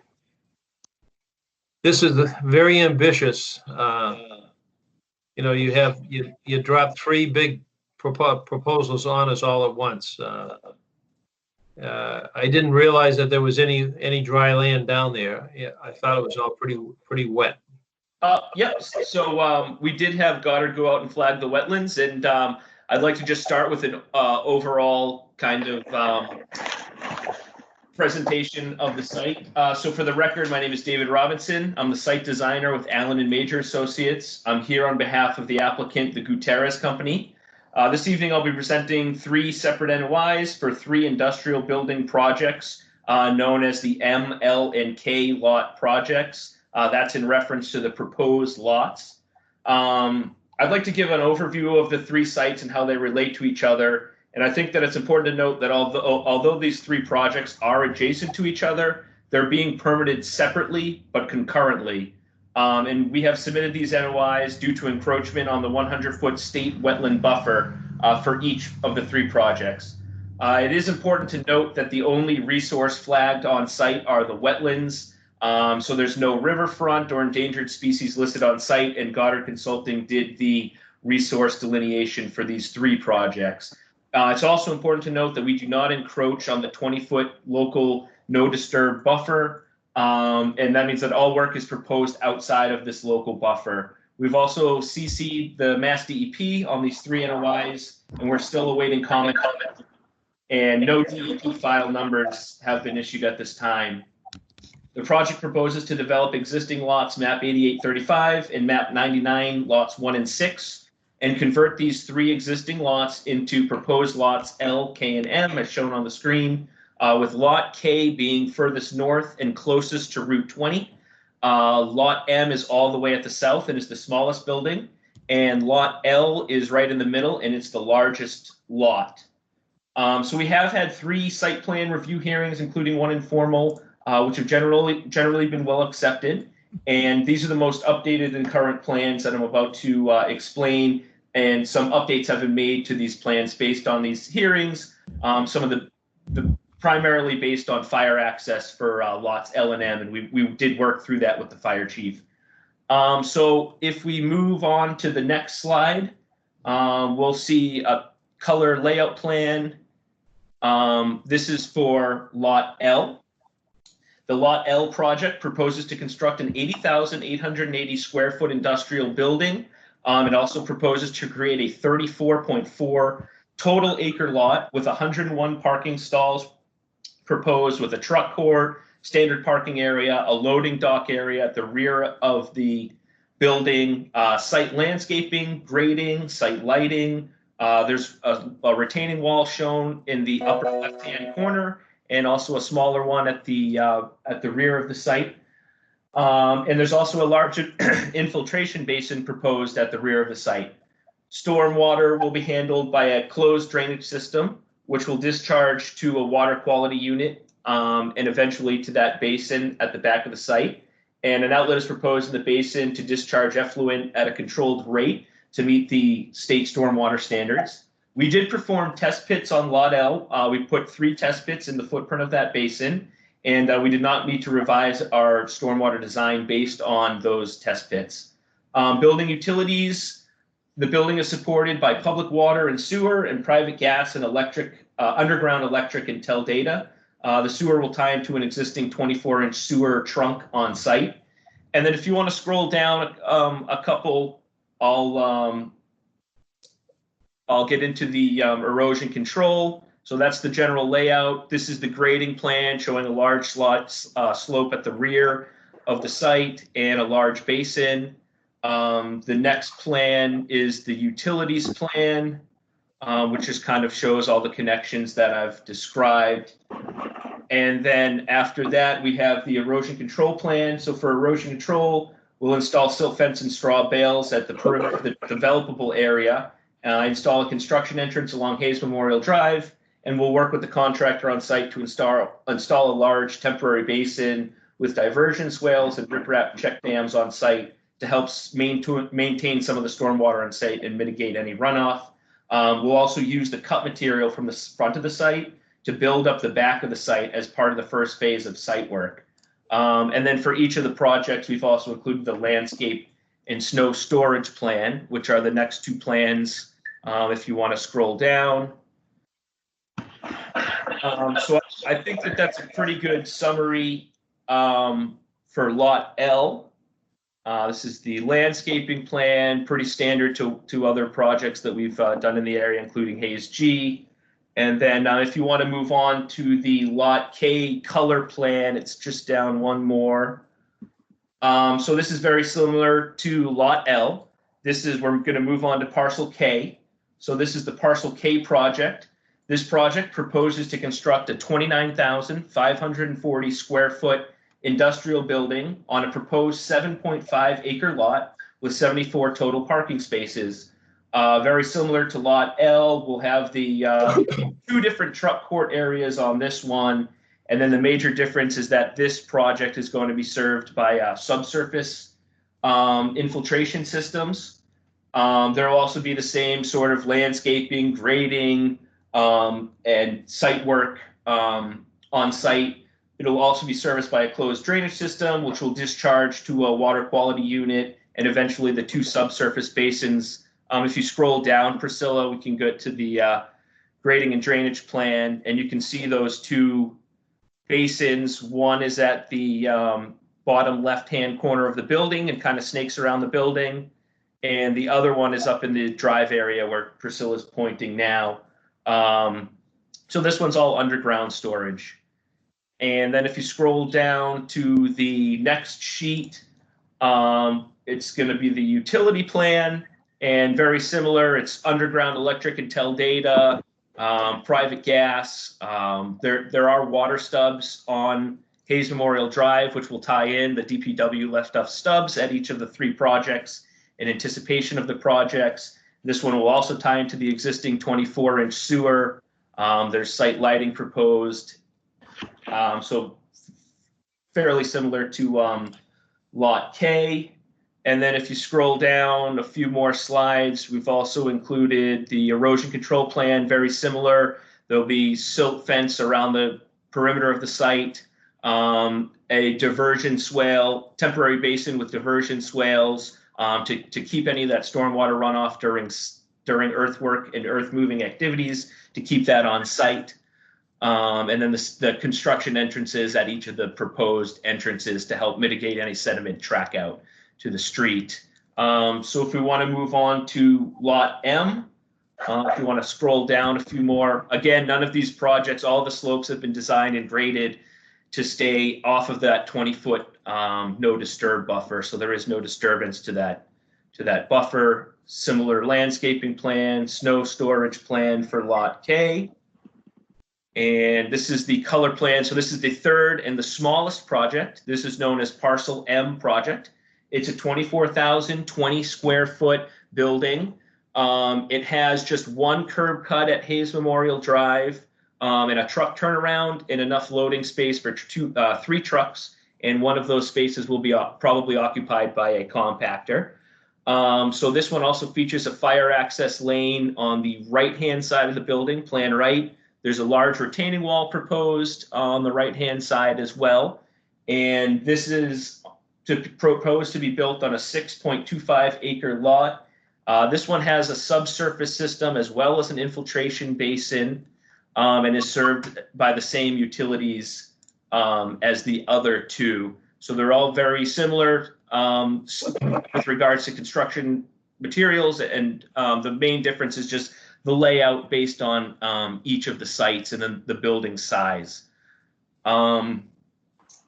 So I think that kind of covers, that's a good initial overview of the projects. Here's the drainage for this one.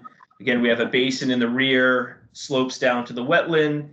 There's a subsurface proposed to the right hand of the building, you can see there, and that's to provide pre-treatment and also just capacity before that area discharges to the basin at the rear. That basin has the same outlet control structure as lot L, or very similar configuration to discharge runoff at a controlled rate to the wetlands at the rear of the site. So I think that kind of gives a good overview, and at this time, I'd like to open it up for discussion. Okay. Let's start off with resource area delineation. Yes. We received these plans just the other day. They're very ambitious. There has been no ANRAD developed on this. So, you have your wetland scientist that has actually gone out and done the delineation. And we are going to have a delineation by our wetland scientist to verify that the delineations are correct. Absolutely. Yeah, but we have a big problem. The big problem is that our expert is going to be out of commission for a period of time. So we're going to have to hire a wetland scientist to go out at your expense, to go out to the site and delineate it and verify that your wetlands flagging is correct. So that's where we have to start. We don't, I have been down into that site. I think it's the one closest to the bus company. I was down inside there many years ago when they constructed and it was very wet down in there at that time. So I really feel is that we need to have the delineations verified. Okay, Israel, do you have any comment on that? Yeah, this is Israel Lopez with the Gutierrez Company. Yeah, my only hesitation is I'm just wondering if we've had, thinking whether we've had the site delineated previously. In the past, no. Not this one. No. Not that I recall. I've been around for 50 years and I'd never recall this one. Across the street, we did a big, huge delineation. Yep, that's And then correct. there was a delineation that was around the The bus the company. bus company. And then I don't know that the last warehouse thing that Gutierrez did that's further down the road, I don't think that was done. I don't think that extended. I don't, that might have extended to the bus company, but it never came this far. No. Yeah. Ed, Yes. Ed, Bill Dunbar. Go ahead, Bill. I was down there today, and I believe it's the middle lot, which would be. We're getting an echo. Like, Bill, we back up a little bit. Is that any better? Yep. Okay, I just backed up. Maybe turn off your whatever. I don't know what's picking up your voice, but something's reverberating. I was down there today, and there's been some excavation work done, and it seems to have gotten down into wetland already, which disturbs me. I don't know if either of the gentlemen have been down to see the excavation recently. It's where the test pits was. So Scott Goddard, do you know where that excavation was, or David? Yeah, so I actually laid out the test pits for that basin, and we were well upslope of that basin, and our wetland scientists didn't flag anywhere near there for wetlands. So it's but when you dug, I think it was right down. I'm assuming it's in lot M, but it could have been in lot L. I don't know where the main. Only lot L has had any exploration on it. Oh, okay. Only so lot. Then it was down in this. It was down here, and I guess Bill, what number flag was it? 70? No. 76 or 76. So I didn't get a chance to look it up, but near 76 there was a little bit of a finger that came up, and then where it had been excavated was pretty dark soil with some wetland plants. So we were just trying to figure out what that had been before it was disturbed. And I didn't know if Scott had ever seen that upstream or not, uphill or not, or what. Yeah, Scott's on the call here, so I can jump in for a second. I have walked this site, but I haven't looked at this recent activity that you're all talking about. So I'd be happy to go out there and take a walk around. And yeah, when we walked through it, I mean, again, I had ditched the auger, and I was just walking down that, so just sort of the Bill and I were just walking down the excavated, or where they had just been doing the test pits, and he walked into the woods to find those flag numbers, which you know, who knows? I don't know if it's here or here. And it was just pretty dark. It looked like there was an area that did drain down to the wetland, but it again, I didn't have the auger, so I don't know if maybe there was not hydric connection, but I didn't know what that little depression had been to start with. So anyway, something to look at when we go out. So just one thing on that. This is David Robinson with Allen & Major Associates. I will say that we laid out the test pits based on the delineated wetland lines to be as far away as possible, as up the slope as possible for the basin. And we also had them laid out by survey. So we did not just go out there and tape 100 feet this way and 100 feet that way. These were, placed by survey in locations that we were under the understanding was an upland area. Understood. So that's why we always like to look at it before you guys go out there, but it's okay. We'll figure it out. Yeah. And this is Israel Lopez again. So if we're happy to have the site delineated by a third-party consultant. We're very confident. Well, it's just to check your delineation. It's just right. Thank you for clarifying that. Yeah. And so I was wondering, assuming that the delineation, for the purposes at least of us getting some feedback from the commission this evening, if we could provide any other comments, and we can certainly have the delineation looked at between now and the next hearing. Yeah, see, the thing is that we want to be sure that your delineations are correct. And if they are correct, we move on to the next phase, which is actually the review of the construction. To make sure that, we impose restrictions as to how far away from the wetland you're going to be, your erosion controls and things like that. But we really need to know the delineations that they're correct to make sure that we're not giving any proposals that are, we don't want to make, we want to make sure that we do it right. We don't want to plunk a building on a wetland or remove wetland areas. So that's the way I am. As I said, Priscilla is going to be out of commission for a period of time, and the members of the commission really feels that we need to have other professional, another professional check of the wetland lines. So, but you have to pay for it. Yes, understand. Okay. Any other members of the commission? Other members of the commission, are you out there? Yeah. You all falling asleep? Wake up, Dennis. Oh, you don't have to wake me up, but I am going to have to sign off pretty quick. Yeah, we're good. We're almost done soon.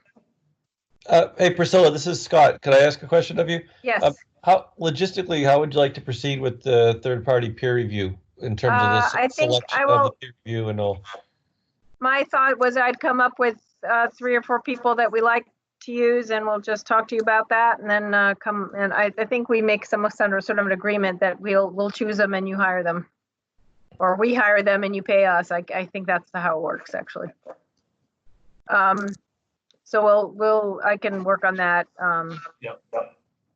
So probably not Yes, that tomorrow, would be but great. next week. Priscilla, it's Israel. If you can, once you compile the list, if you can send that to me, that would be great. Yep, that would be fine. We can do that. I think we've used people in the past, and I'm just trying to figure out who we've used. I think we used Goddard for something else, another disputed project a long time ago. Something. Anyway, we'll be in touch with you about how that's going to work and sort of my timing. I'll kind of be out of commission for 2 weeks, and then I'll sort of be back slowly, and certainly working from home for the last. Should be working from home mentally, but not physically. Well, only at the end of June, July. Sorry. July, right. Yep. Okay, so in other words, what we're going to do is we're going to have to go out and hire a consultant or send you consultants that we would approve of, and then you would agree with us, and then we'll get the information back hopefully by July 23rd. That would be our next meeting. Well, I'm hoping maybe we can even hire somebody before then, but we'll see. We'll see what the timing is. I'm trying to squeeze a lot in a short amount of time, but and I assume Karen and Bill want to go walk with our consultant when they go. Yep. Yes, please. Yep. Anyone else? I'm not too good in getting through the woods anymore. Okay. John or Dennis or Alan? I'm David? Oh, that's No. Okay. David? Okay. Anyway, just let me know if you do want to join, and then we can just get you that information too. Okay. Priscilla, Yes. the other thing that I would ask the Good Harris Company if they could keep any machinery out of that questionable gray area. My fear is that there'll be more damage down there if they put machines down in there again. Yeah, I don't think you're going out to do any more pits, are you? David Robinson? No, I don't believe so at this time. Is that correct? Okay. Israel? Israel, is that correct? Sorry, I was on mute. Yes, we won't be doing any more test pits back in that area. We'll be doing some cores along the very front of the site, within 10 or 20 feet of Hayes Memorial, but nowhere near back in the wetland area. Okay. Okay, so, any other comments from the members of the commission? I had a question about approximately how many acres or area of trees will be removed. Yep, so I have those numbers right here. 1 second.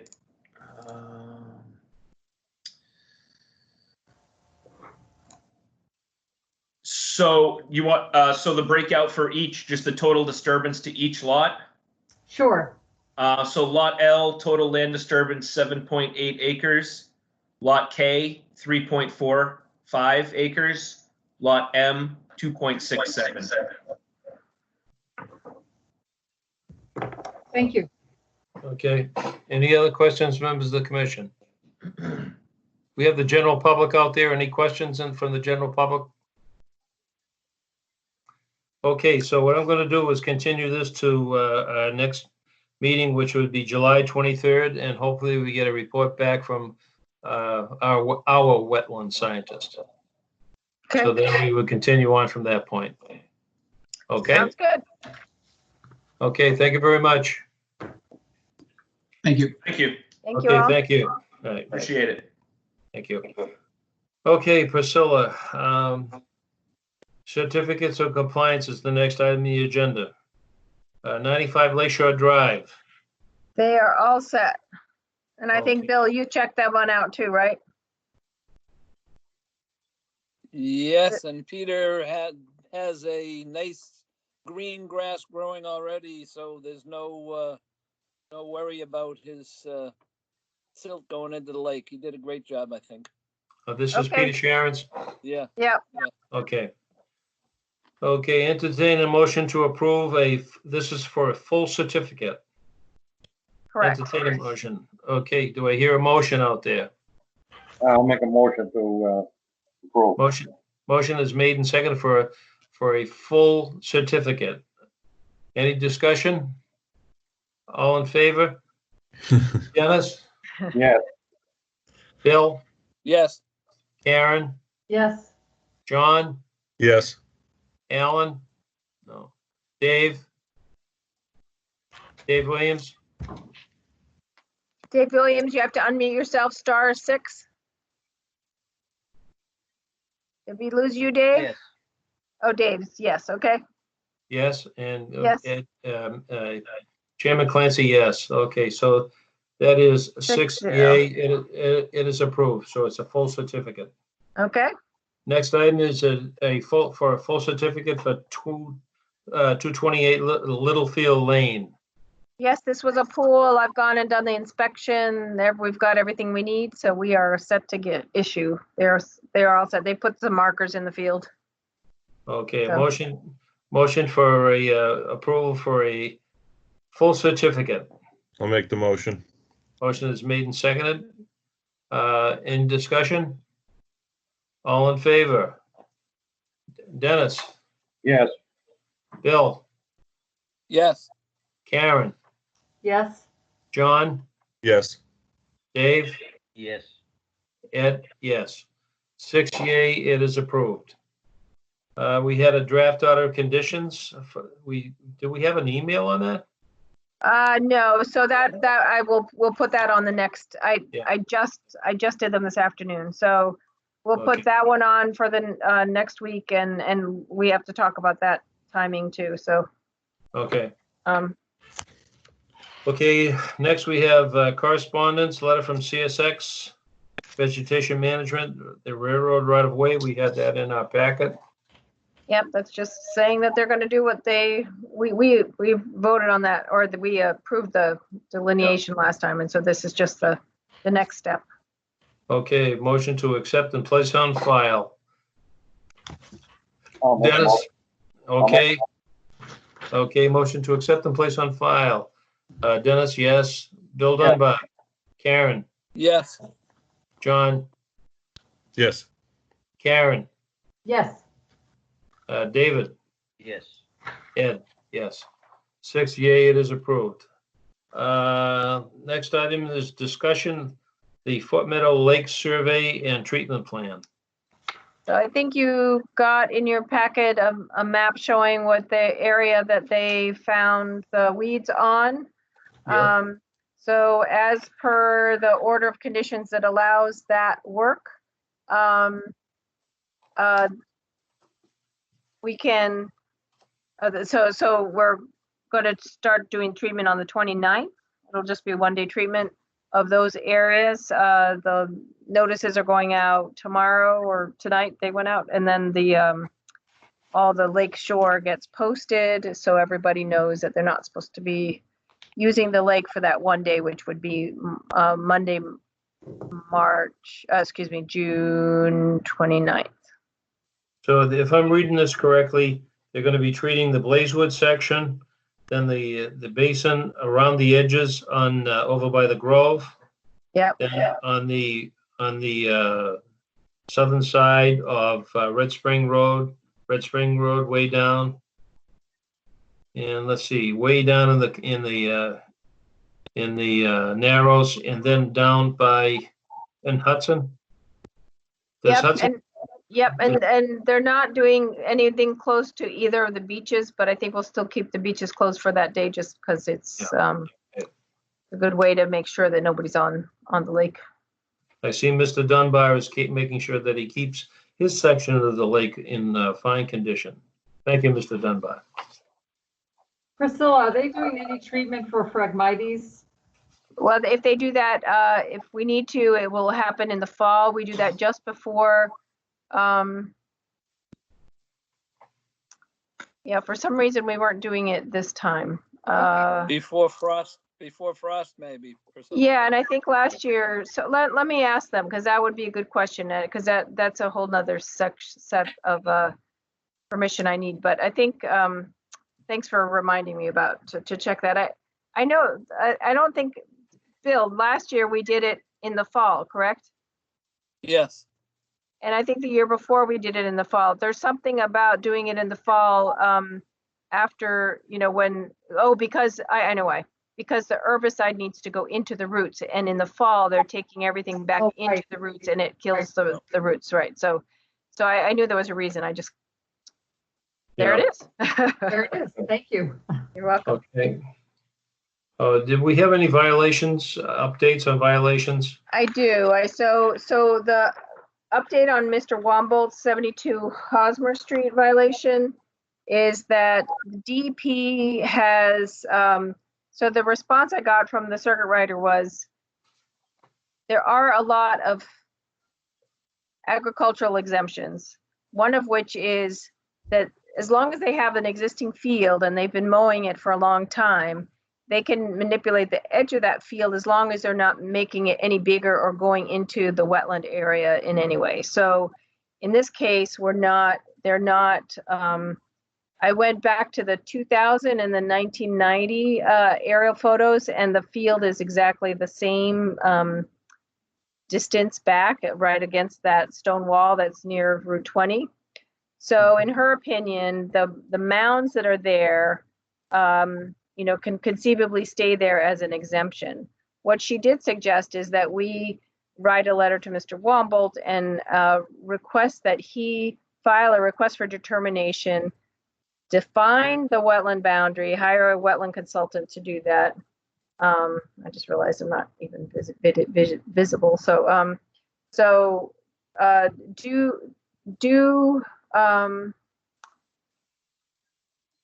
and then there won't be a dispute in the future as to whether he's getting too close to the wetland or what. And that way he knows what his boundaries are and we know what his boundaries are, and we can start from there. And the ditch that he created, because it's within his existing field and wasn't like a ditch within a new wetland area, would not be a violation either. So so I guess I wanted to put that out there and hear back from all of you. I know, David, you know a little bit more about agricultural stuff, so maybe if you have any input, you can weigh in. Okay. Well, Priscilla, I went down and looked at it, and if you're looking from the road, the left-hand side, he's hydro-seeded both sides.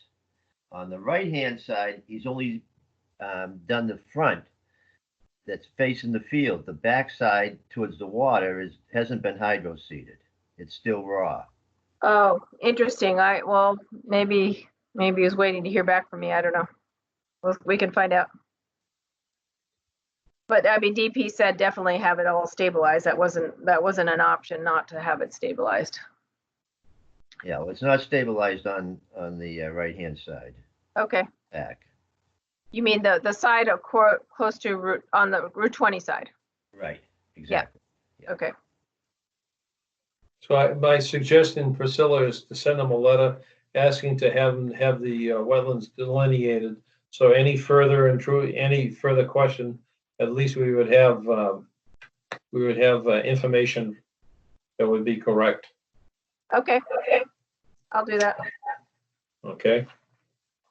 And then for 178 Simpson Road, I have not seen anything. At the last meeting, we said he needed to submit it to us by Friday.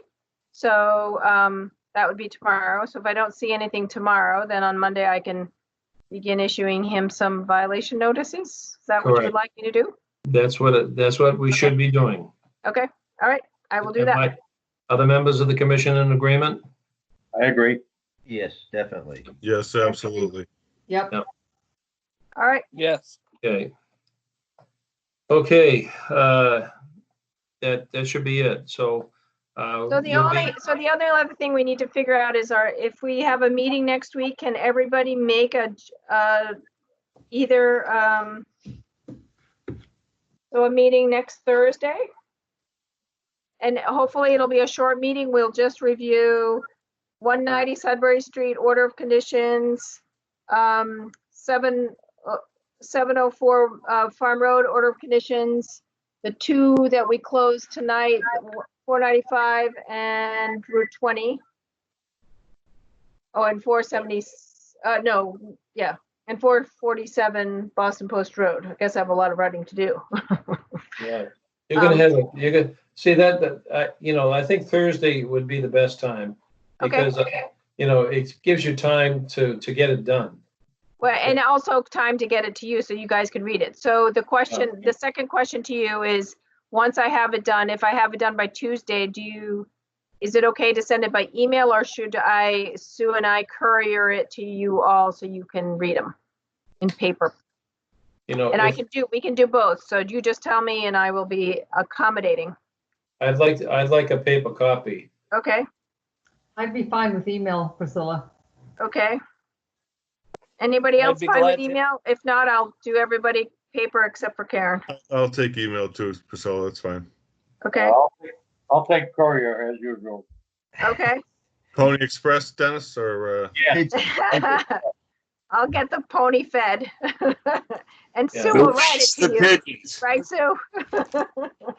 If she gets some of it done, during the day on, say, Wednesday or Tuesday, let us know. I can always stop by and pick stuff up. All right, we can send out an email saying it's ready if you want to pick it up, otherwise we'll drop it off. So, how about that? Is that all right? Yeah. So I'll set up a meeting for June 25th at 7 o'clock, and hopefully it will only take us an hour to go through those, or no, hopefully less. Yeah. All right. Okay. Entertain a motion to adjourn. Motion to adjourn. Dennis? Adjourn. Motion to adjourn is made and seconded. We'll call the roll. Dennis Demers. Yes. John Scarron. yes. Priscilla Ryder. Of course. Bill Dunbar. Yes. Karen Paquin. Yes. David Williams. Yes. Ed Clancy, yes. Anybody that I missed? Okay. No, you got 6. 6, it is approved. So we are adjourned. All right. Okay.